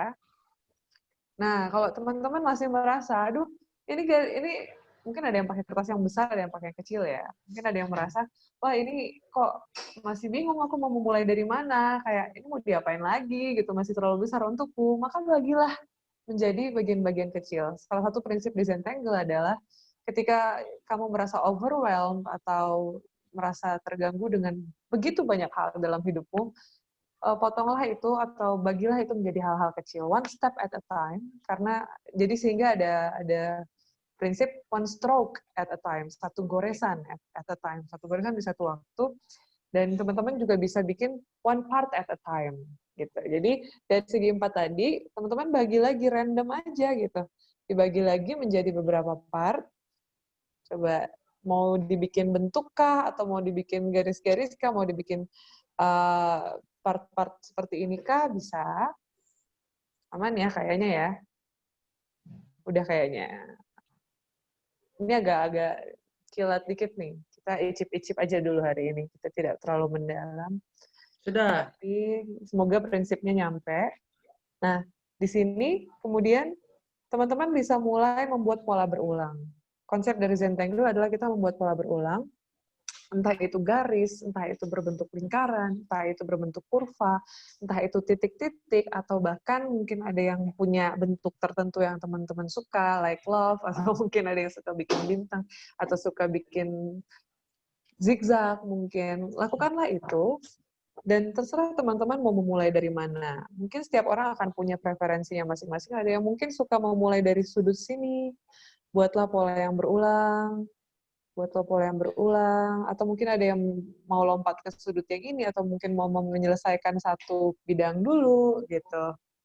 Nah, silakan dicoba sambil mengingat konsep-konsep yang dari tadi diceritain nih, tentang bagaimana kita menerima garis-garis yang mungkin tidak sesuai dengan rencana kita, atau mungkin teman-teman merasa terburu-buru gitu mungkin ya, kita punya kecenderungan untuk rasanya pengen cepat selesai. Nah, di sini justru kita berlatih untuk menikmati momen ini dan saat ini. Setiap goresan ini, teman-teman dengerin, ada nggak suaranya? Ada nggak tekstur kertasnya? Ada nggak perasaan yang muncul atau pikiran yang muncul? Disadari aja. Gitu. Buatlah pola-pola berulang perlahan, tidak terburu-buru, tidak menginginkan untuk cepat selesai, tapi biarlah itu mengalir.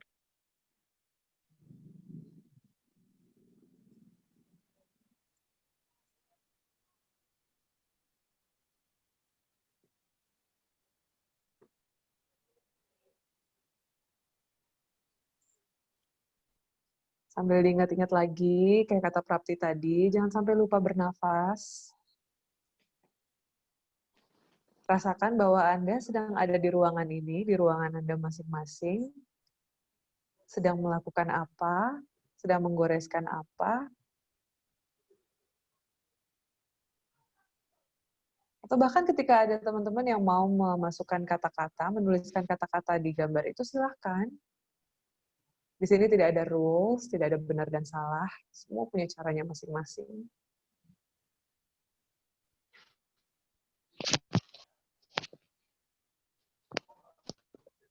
Ada yang mau sambil dengar lagu kesukaannya, mungkin boleh sambil diputar, karena kan ini di mute ya, jadi teman-teman bisa diputar masing-masing lagunya. Tanpa memikirkan konsep, tanpa memikirkan saya ingin membuat gambar A atau B atau C. Biar dia mengalir, flowing, intuitively. Tidak perlu merencanakan jauh sampai ke depan, Anda ada di sini dan saat ini.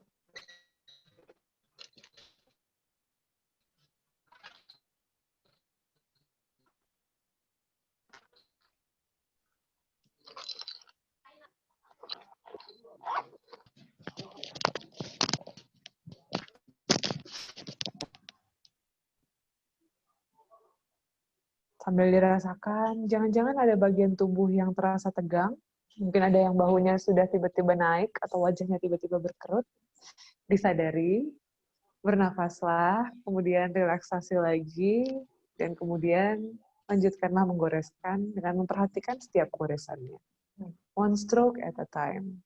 If you're making a mistake, or if you think it is a mistake, then jangan kemudian menyalahkan diri atau being too hard on yourself atau merasa tidak suka dengan gambarnya mungkin. Coba diterima bahwa itu adalah goresan yang kamu buat, dan setelahnya mau kamu apakan goreskan itu. Apa mau kamu lanjutkan, atau mau kamu belokkan, atau mau dibuat bentuk yang tidak terduga. Karena prinsip dari Zentangle adalah kita tidak menggunakan pensil dan penghapus, karena di dalam kehidupan kita tidak punya penghapus untuk apa yang sudah kita goreskan. Gitu. Kita hanya bisa melakukan sesuatu terhadap itu. Jadi dituangkan saja. Mungkin ada emosi yang lewat, ada pikiran yang muncul, disadari saja.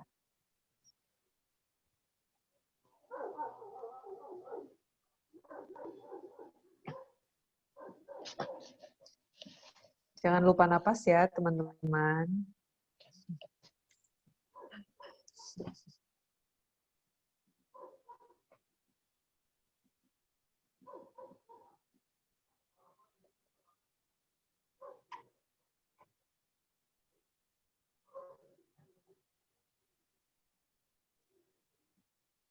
Kalau ada yang merasa terburu-buru ingin selesai, coba nafas dulu lagi. Sambil dinikmati setiap goresannya. Ada sensasi apa yang muncul di tubuhmu?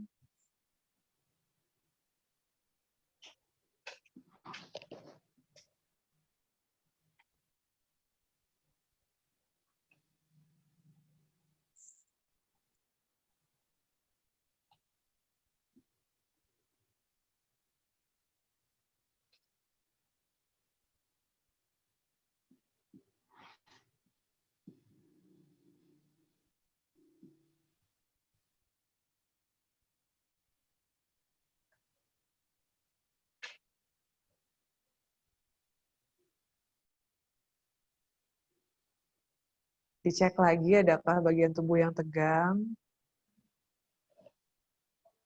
Direlekskan kalau ada yang tegang.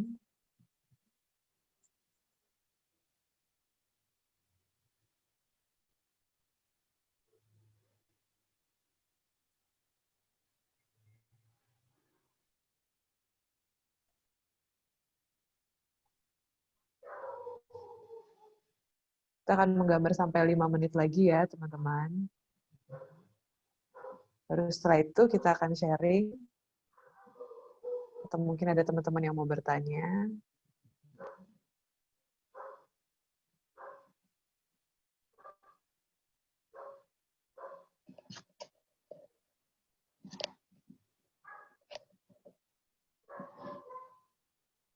Untuk teman-teman yang mungkin tadi sempat mengatakan bahwa, wah, saya merasa gambar saya tidak oke atau tidak terbiasa menggambar, adakah perasaan-perasaan itu muncul?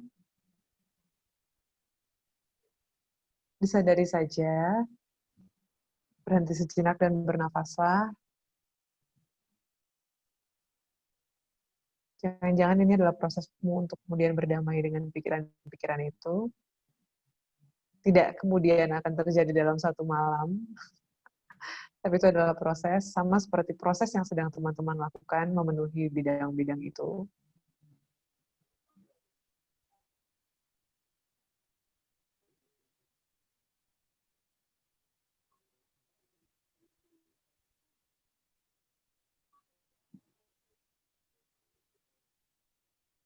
Tidak harus bermacam-macam bentuk, satu bentuk pun bisa teman-teman buat secara berulang.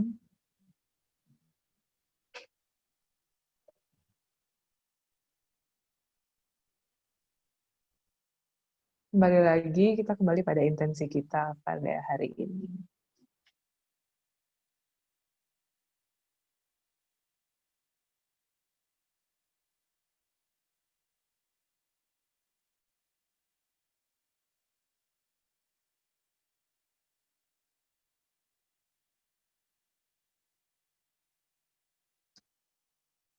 Jangan lupa bernafas. Jangan lupa dinikmati setiap goresannya, one stroke at a time. Jangan lupa diterima apabila ada kesalahan, dalam tanda kutip. Karena kesalahan, salah atau benar itu relatif. Dan tidak ada yang salah dan tidak ada yang benar dalam berproses dengan diri. dan membuat sebuah karya di mana Anda meluapkan rasa. Ada emosi yang muncul, dituangkan saja di dalam gambar. Ada kata yang terpikir, silahkan dituliskan.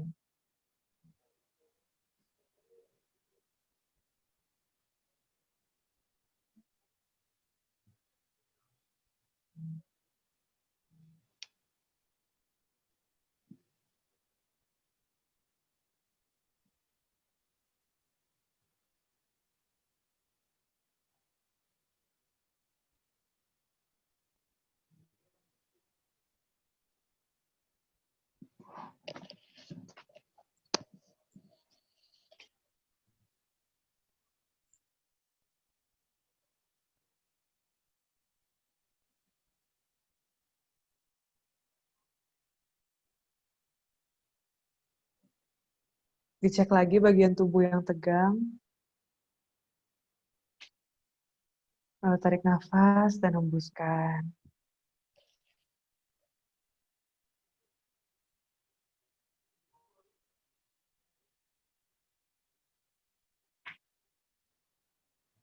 Setiap orang akan punya polanya masing-masing.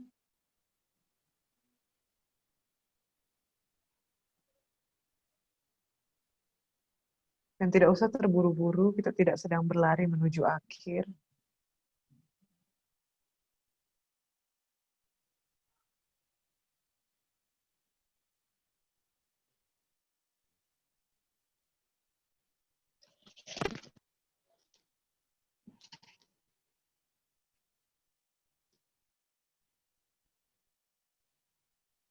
Jangan lupa bernafas.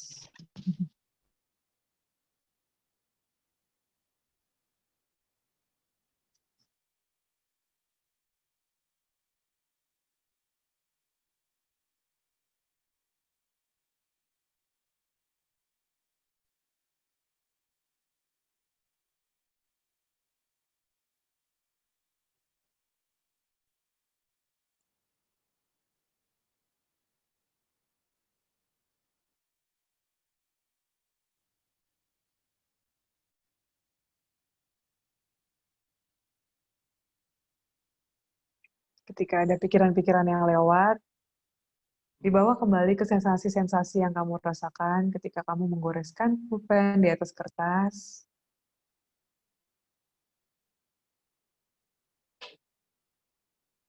Bahwa kamu ada di sini, duduk di sini, sedang melakukan ini.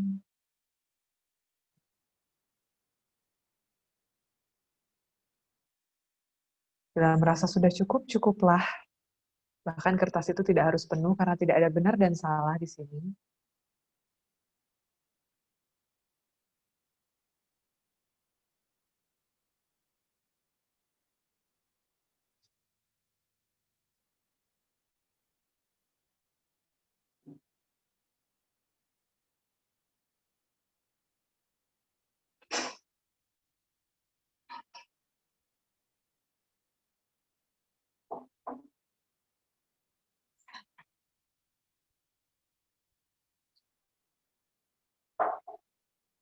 Dinikmati setiap goresannya.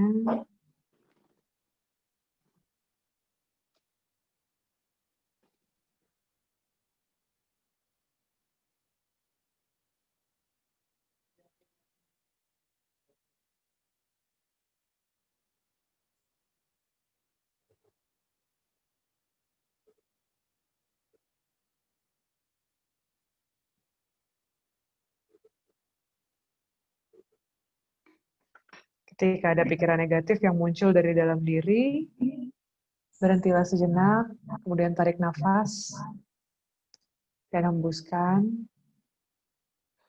Coba katakan, aku menerima diriku apa adanya, aku menerima gambar ini apa adanya, sebagai bagian dari prosesku di titik ini. Dan apa yang terjadi, terjadilah. Biarlah itu mengalir.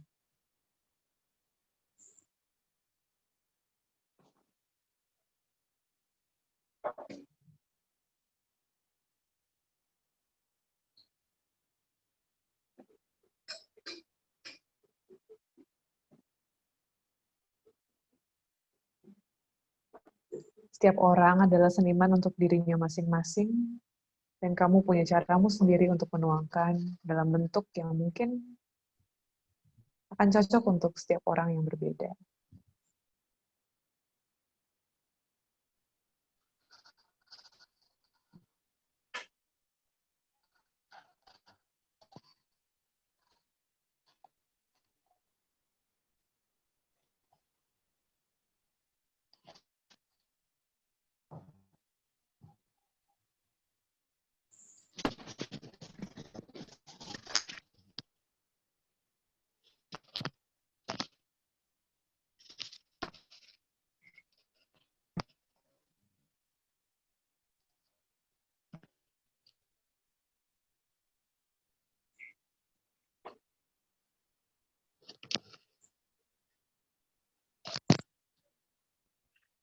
Untuk yang merasa sudah cukup, ya cukupkanlah.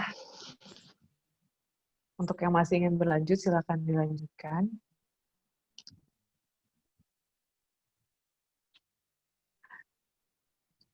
Tapi kemudian aku ingin mengajak teman-teman untuk kemudian meletakkan pulpennya sejenak, kertasnya kemudian kalian lihat, dan coba kalian tatap gambar yang sedang kalian buat ini, yang sudah kalian buat ini. Coba kalian perhatikan, bentuk apa sih ini? Tanyakanlah pada diri sendiri, ini bentuk apa yang sedang saya buat, apa yang saya rasakan ketika saya membuat gambar ini, apakah saya terburu-buru, apakah saya kesulitan, apakah saya merasa tenang, apakah saya merasa nyaman, atau mungkin sebaliknya. Dan tuliskanlah di bawah gambar teman-teman atau di kertas yang sebaliknya, atau di kertas yang baru, semua perasaan-perasaan yang muncul, pikiran-pikiran yang tadi muncul, atau mungkin ada insight-insight baru yang kalian temukan dari diri kalian sendiri ketika kalian membuat gambar ini, baik itu insight-insight sederhana, maupun hal-hal yang benar-benar baru kalian sadari saat ini tentang diri kalian. Boleh kita tuliskan sebentar.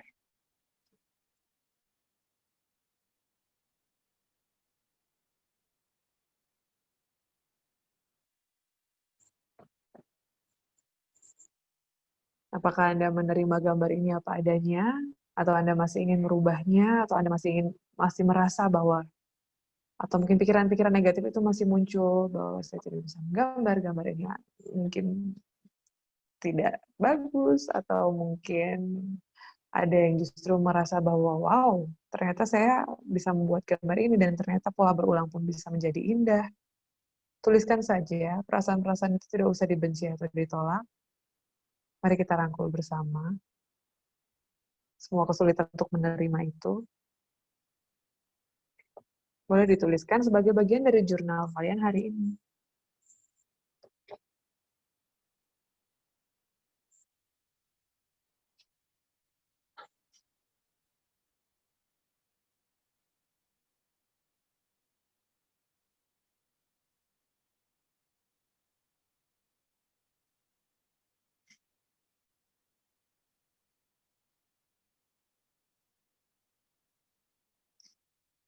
Mungkin ada yang tadi merasa tubuhnya tegang, atau mungkin lupa bernafas, dituliskan saja sebagai bagian dari proses kalian hari ini.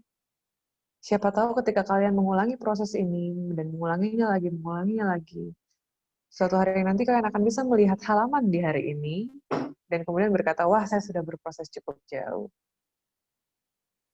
Jangan lupa tuliskan tanggal hari ini. Hari ini tanggal berapa?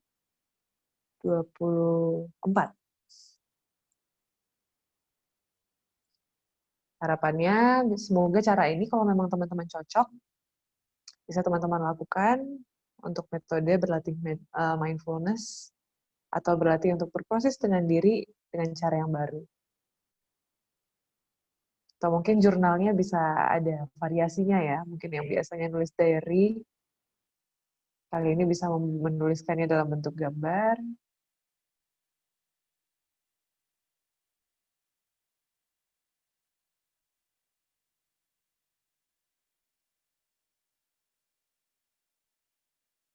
Ini biasanya kalau udah mulai susah berhentinya.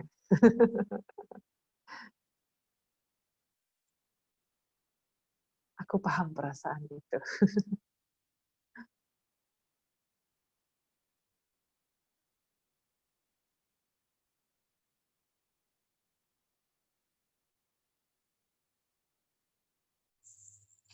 Bang David, kalau waktunya udah mau habis, kita boleh lanjutkan.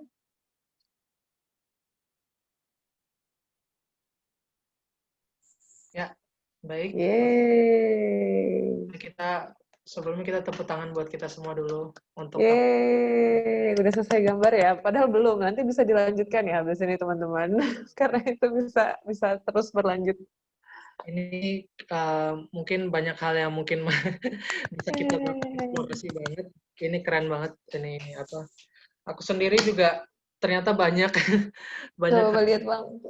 banyak hal yang kutulis di sini. Ini asik ya. Jadi kayak apa ya? Kalau dulu waktu kuliah di psikologi jadi kayak tes proyektif gitu ya, Mbak Gebi ya. Yes, betul. Mungkin ada Ya. teman-teman yang belajar psikologi di sini, atau teman-teman yang tertarik dengan tema itu, ketika kita melihat bentuk-bentuk yang kita buat, nah misalnya ya, kita lebih bisa mengenali diri. Kalau aku tadi gambarnya sederhana seperti ini, bahkan ada bagian-bagian yang belum selesai, tapi ketika aku melakukannya terus, aku kemudian mulai mengenali. Aku selalu membuat titik-titik hujan seperti ini, entah kenapa, di setiap gambarku. Atau mungkin aku suka sekali membuat lingkaran-lingkaran seperti ini. Kenapa ya? Nah, itu teman-teman bisa interpretasikan sendiri nanti dengan rumus yang datang dari teman-teman sendiri ya. Itu juga akan terbentuk nanti ketika teman-teman sudah menjadikan ini sebuah jurnal. Seperti itu. Ya, interpretasinya bisa banyak dan itu bisa jadi media kalian untuk bicara dengan diri sendiri. Kayak kalau kata Prapti, mirrorism, itu jadi cermin buat kalian sendiri gitu. Kalian sedang bercermin, inilah kalian pada saat ini. Kalian sedang bicara dengan diri sendiri. Oh, aku membuat gambar hujan, apa aku sedang sedih mungkin?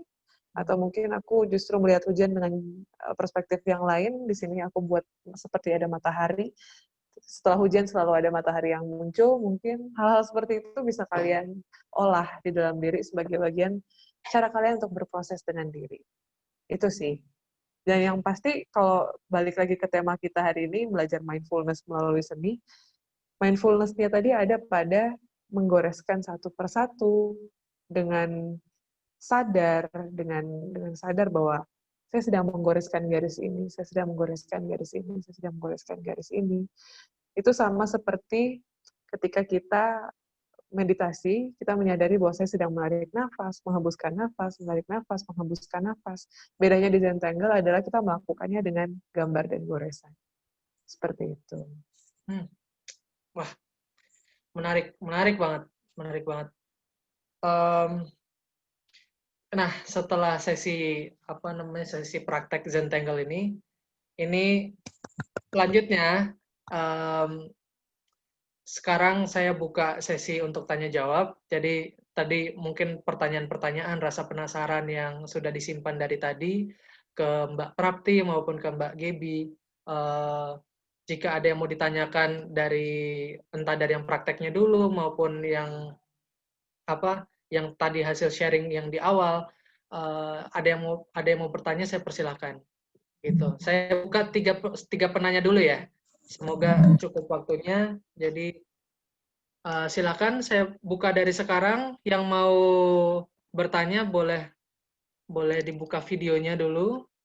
Siapa yang mau bertanya bisa angkat tangan mungkin atau diinfokan di chat biar saya persilahkan.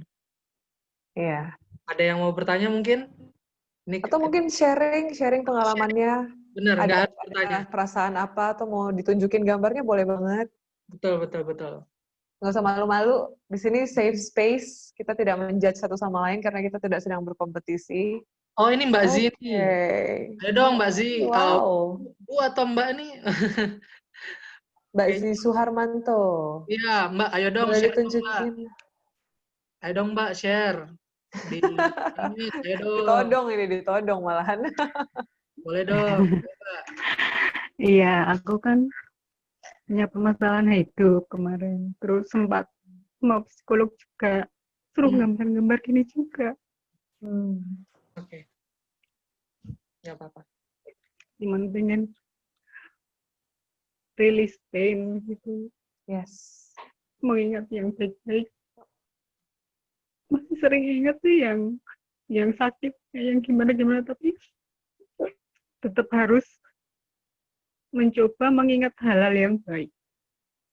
Dan saya kemarin sempat program hamil, cuman pas lebaran itu babynya nggak mau keguguran saya, jadi tapi beruntungnya tidak perlu kuret dan langsung boleh program lagi gitu. Ini bisa ya Mbak kita praktekkan setiap hari gitu kan ya? Yes, bisa banget, bisa Seperti banget. meditasi juga kan? Yes, meditasi, dan ketika ada emosi-emosi yang mungkin kadang orang lain sedang tidak available. Kadang kalau kita mau cerita ke orang lain, kita sedang merasa overwhelmed dengan perasaan sendiri, baik itu positif maupun negatif, kita tidak bisa selalu mengandalkan ada orang lain yang mendengarkan kita misalnya. Nah, di situ kita bisa melakukan ini kapanpun, bahkan setiap hari atau setiap kali perasaan-perasaan itu muncul, tuangkan saja. Bahkan mungkin ada yang ingin lebih ekspresif. Kalau aku kemudian menggunakan chat, ini aku sekalian cerita. Ini pakai chat, jadi lebih kalau teman-teman punya chat bisa dicoba, nanti lebih ekspresif aja, dituangkan. Atau mungkin ada gambar-gambar yang teman-teman mau padukan dengan mix media yang lain, misalnya emosi negatif ataupun ketika gambarnya yang mungkin terlihat tidak terlalu menyenangkan, itu kita terima, dan itu jadi bagian dari perjalanan kita. Ketika kita meng-embrace perasaan negatif itu, atau kesulitan-kesulitan yang kita hadapi, itu akan terasa lebih baik untuk kita. Walaupun mungkin problemnya belum tentu di real life itu teratasi ya, tapi kemudian kita bisa menghadapinya, harapannya dengan lebih clear, lebih baik. Iya. Bisa dilakukan setiap hari, Mbak Zi. Gitu. Oke. Lega.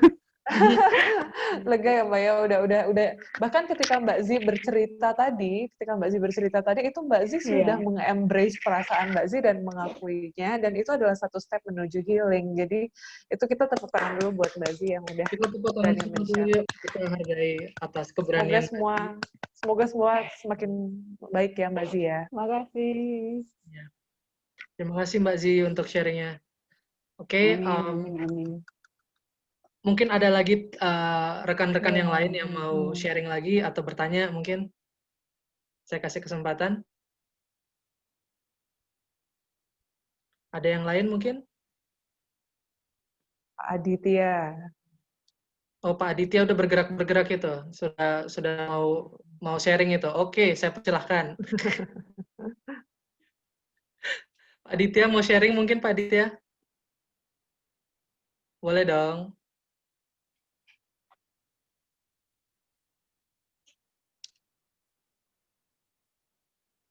Halo? Tadi Pak Aditya bikin komen itu. Oh, hal yang paling sulit ternyata bisa jadi metode yang buat diri sendiri. Oke, benar.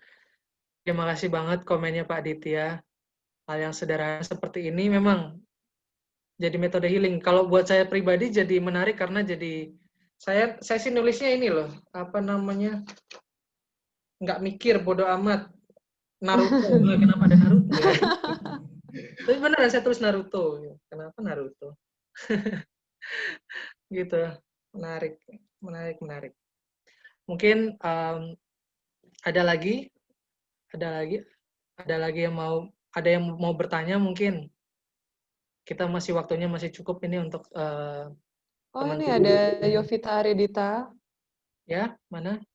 Yovita Aridita ini membuat teks. Nggak apa-apa ya teman-teman kalau mau lewat teks? Boleh banget. Kita bacain. Nggak harus video. Oke, saya bacakan ya. Dari Mbak Yovita Aridita. Oke, hai kakak-kakak, terima kasih atas sharingnya. Terima kasih sudah mengingatkan saya untuk berani memulai lagi.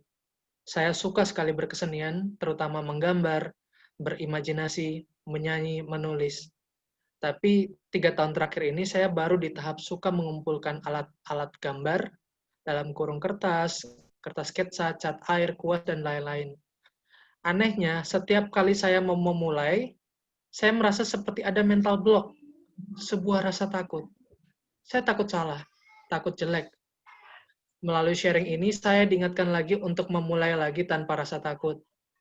Ternyata selama ini saya terlalu banyak menghakimi diri saya sendiri. Terima kasih, Mbak dan Mas. Oh, terima kasih Mbak. Mbak siapa tadi? Mbak ini, Mbak Yovita Aridita. Terima kasih banget udah sharing ini.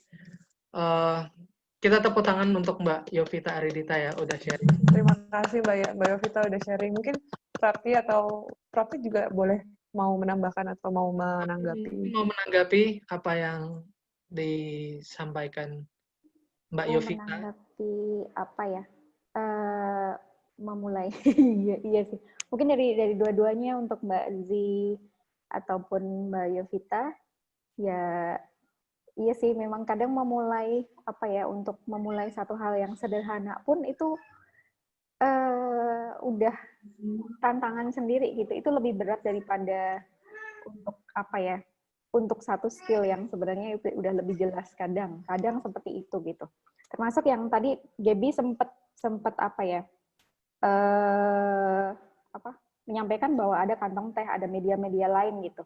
Ini kan salah satu cara yang Gaby lakukan dan saya lakukan dengan daun. Itu kan pakai apa yang kita dekat secara sumber dan secara emosi gitu, secara sejarah dari kami masing-masing gitu. Nah, momen malam ini sebenarnya saya menganggap ini sebagai satu turning point untuk start awal gitu, untuk kemudian tiap kita bisa observasi lagi nih di sekitar kita punya apa aja gitu, punya apa, kemudian apa yang bisa kita bikin, tidak harus pakai kertas bahkan, karena dulu saya pakai daun juga karena saya kayak mau beli kertas jauh, terus juga saya perlu ngirit gitu, jadi ya udah pakai apa yang di sekitar, termasuk saya pakai kantong teh juga bisa, kantong teh bekas kan, itu juga kayak mulai ketika tadi Gaby menyampaikan kadang nggak ada orang yang available untuk diajak bicara gitu, diajak ngomong, ya udah kalau teh ataupun filter kopi gitu, kadang dulu kan kita pakai untuk ngobrol dengan orang lain, tapi ya udah kita pakai untuk momen ini, kita gambar di sini, tapi pakai buat diri sendiri, buat ngobrol sama diri kita sendiri gitu. Jadi media bisa apapun, tidak harus kertas, tidak harus daun, tidak harus, bisa apapun dari teman-teman yang mau saya garis bawahi biasanya proses healing kita masing-masing, karena tiap kita unik, punya sejarah sendiri dan isu sendiri, medium healing yang akan lebih efektif biasanya yang paling dekat, mulai dari paling dekat dari teman-teman gitu yang ada di sekitar, kayak gitu sih. Itu aja, bisa dengan simbol simbol representasi. Teman-teman tadi Mbak Zi sempat mengingat hal baik kan, seperti itu. Itu yang juga saya jadikan prinsip untuk pengembangan metode saya, karena kalau memori buruk tuh nggak dilatih udah datang sendiri gitu, kadang bareng-bareng. Tapi kalau memori baik, kadang sesederhana obrolan 1 kalimat 2 kalimat itu bisa jadi penyelamat sekali untuk bisa jadi turning point banget gitu untuk kembali ke lebih selamat gitu, kayak lebih selamat, maksudnya jadi mengubah sesuatu yang mungkin itu jadi. Halo Mbak Prapti. Halo Mbak. Sempat terputus. Mbak Prapti keputus. Masih unmute? Di unmute dulu. Nah, iya, oke. Sorry sempat keputus Mbak. Boleh kurang stabil. Jadi 1 kalimat 2 kalimat sederhana hal baik, entah itu dengan memori, bahkan obrolan dengan stranger pun, nggak harus orang yang dekat dengan kita, tapi itu bisa jadi satu penyelamat. Dan kadang bisa dari screen obrolan, misalnya kadang dari komen medsos ataupun dari chat seseorang yang itu mungkin nggak sedang dalam obrolan serius, tapi itu bermakna gitu. Yeah.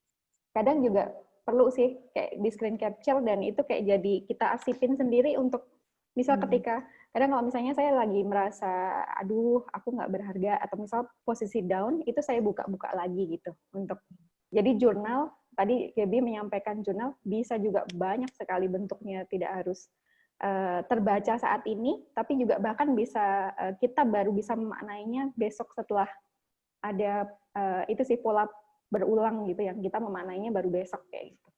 Itu aja tambahan dari saya. Terima kasih. Terima kasih Mbak Prapti. Ya. Oke. Waktunya sudah mepet, sayang sekali. Saya yakin pasti masih banyak banget yang apa ya, mungkin tadi belum kepikiran tuh sekarang kepikiran, baru mau ngomong dan segala macam. Sayangnya ini karena waktu yang tersedia cuma ya sampai jam 9 dan ini sudah tinggal 7 menit lagi. Ya, sayang sekali ini waktu yang apa ya, maksudnya ini nyenengin banget ketemu teman-teman semua, sharing dan terutama dapat sharing banyak banget hal dari Mbak Prapti dan Mbak Gabriela Fernandes. Pasti jika memang masih ada yang mau ditanyakan, ini di posternya itu kan juga ada kontaknya ya, ada kontak. Jadi bisa DM juga di Akar Rupa Kelas, di Instagramnya Akar Rupa Kelas, bertanya-tanya, mungkin kita bisa sharing lebih jauh gimananya. Bisa juga follow Instagramnya Mbak Prapti, itu juga udah di-sharing tuh sama Mbak Prapti itu. Oke, aku juga ikut sharing nih. Mbak Gabriela Fernandes juga silakan sharing deh di situ. Ya, supaya kita bisa keep in touch. Kalau misalnya ada teman-teman yang coba lakukan di rumah, boleh DM. Boleh banget DM Gabriela Fernandes dan Mbak Prapti. Karena ya siapa tahu pengen belajar-belajar atau siapa tahu nanti Mbak Prapti dan Mbak Gabriela akan membuat acaranya lagi di berikut-berikutnya, itu akan teman-teman bisa terus ngikuti informasi yang selanjutnya. Begitu. Oh, sama aku boleh menyampaikan ini enggak? Jadi sebenarnya sih untuk semua semua yang pernah mengikuti kelas Akar Rupa Kelas yang terkait dengan mindful drawing ini pengen kami ajak untuk bergabung di setiap hari Sabtu. Ini semacam klub mindful drawing gitu. Jadi untuk kalian yang tertarik ingin coba merutinkan ini, aku kan tadi cerita juga tantangannya adalah sulit untuk rutin. Ketika kita tidak punya komunitas atau tidak punya teman-teman yang saling mengingatkan. Nah, aku pengen ngajak teman-teman untuk setiap Sabtu jam 4 sore, itu kita akan grup WA call. Nanti untuk teman-teman yang mau di-invite, di situ kita akan gambar bareng dan langsung sharing juga. Semoga bisa saling menguatkan, begitu. Boleh langsung DM Akar Rupa Kelas, nanti akan kita invite, gitu. Baik, terima kasih untuk infonya, Mbak Gaby, Mbak Prapti. Saya mengucapkan terima kasih banyak karena sudah banyak banget sharing soal materi-materi apapun maupun pengalaman yang Mbak berdua dapatkan selama ini. Saya juga mengucapkan terima kasih kepada para peserta, Mas, Mbak, Bapak, Ibu, semuanya. Kalian keren-keren banget, asik banget. Keren. Kita semua. Tangan, thank you banget ya semuanya. Walaupun tepuk tangannya tidak terdengar, tapi aku bisa merasakan cintanya sampai ke sini. Dari awal sampai akhir. Iya loh, 2 jam loh. Standby dari awal sampai akhir. Pokoknya terus ikutin karena kegiatan ini bakal ada terus dan teman-teman boleh banget untuk usul mau dengan tema apa, dengan kegiatan apa. Oh iya. Boleh isi Google Form berarti ya kalau ada waktu. Iya. Itu nanti ada Google Form-nya itu. Boleh di-share link-nya di sini langsung. Oke. Tunggu sebentar ya. Ini lagi dipersiapkan. Kasih juga Kak Anita. Kalau misalnya teman-teman nggak sempat mengisinya saat ini, boleh diisi belakangan. Tapi yang pasti link-nya ini kita bagikan.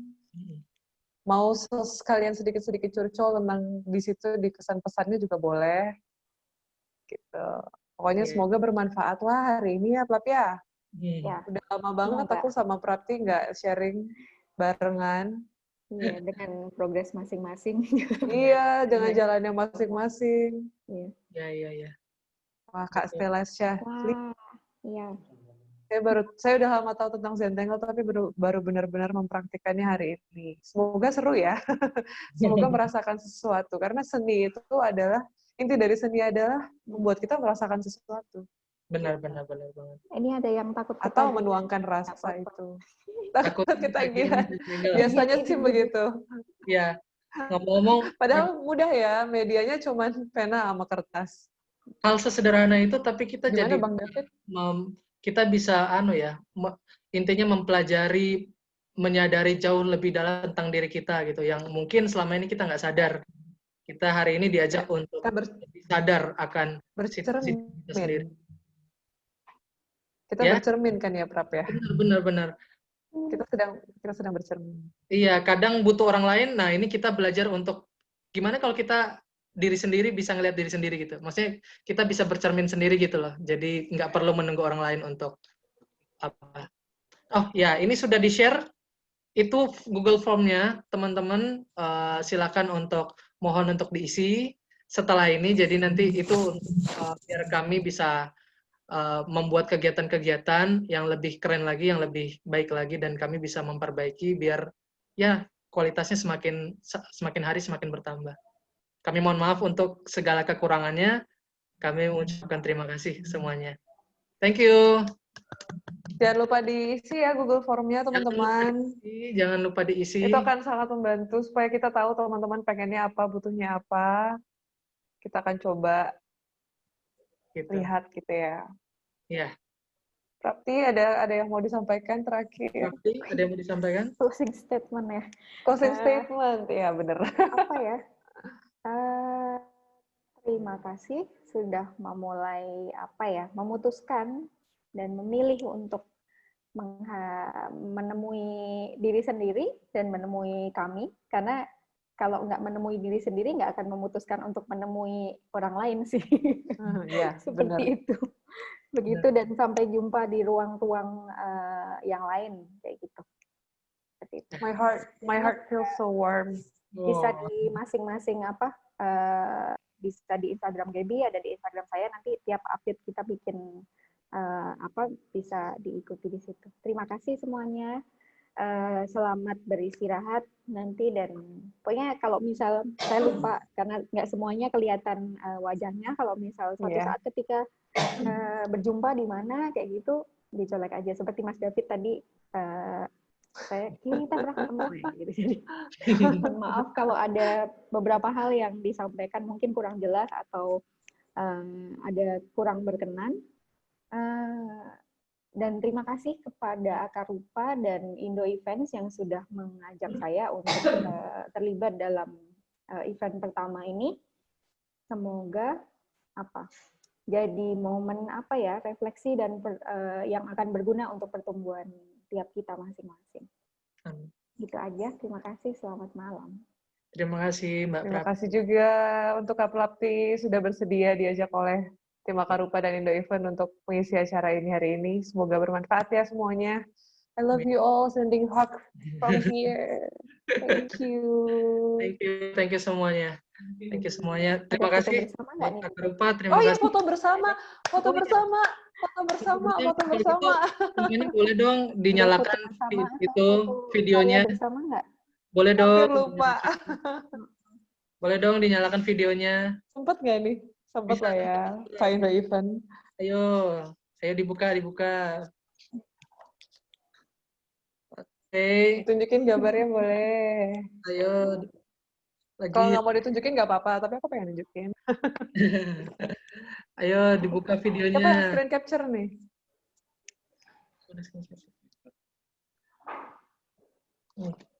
Udah kelihatan belum sih? Kelihatan belum?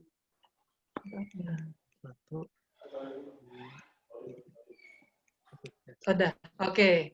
Wow. Jadi satu kali lagi. Ya. Dihitung dong, Bang. Hah? Oh ya, satu. Dihitung dong. Ini pakai 1, 2, 3. Nih pakai screen capture-nya. Oke, 1, 2, 3. Sudah ya? Sudah. Oke. Udah. Yeay. Thank you semua. Thank you banget buat malam ini semuanya. Senang banget. Sampai bertemu lagi di ruang-ruang berikutnya ya. Peluk Terima virtual. kasih. Ketemu bersama saya, Capriano David. Terima kasih. Ya. Ya.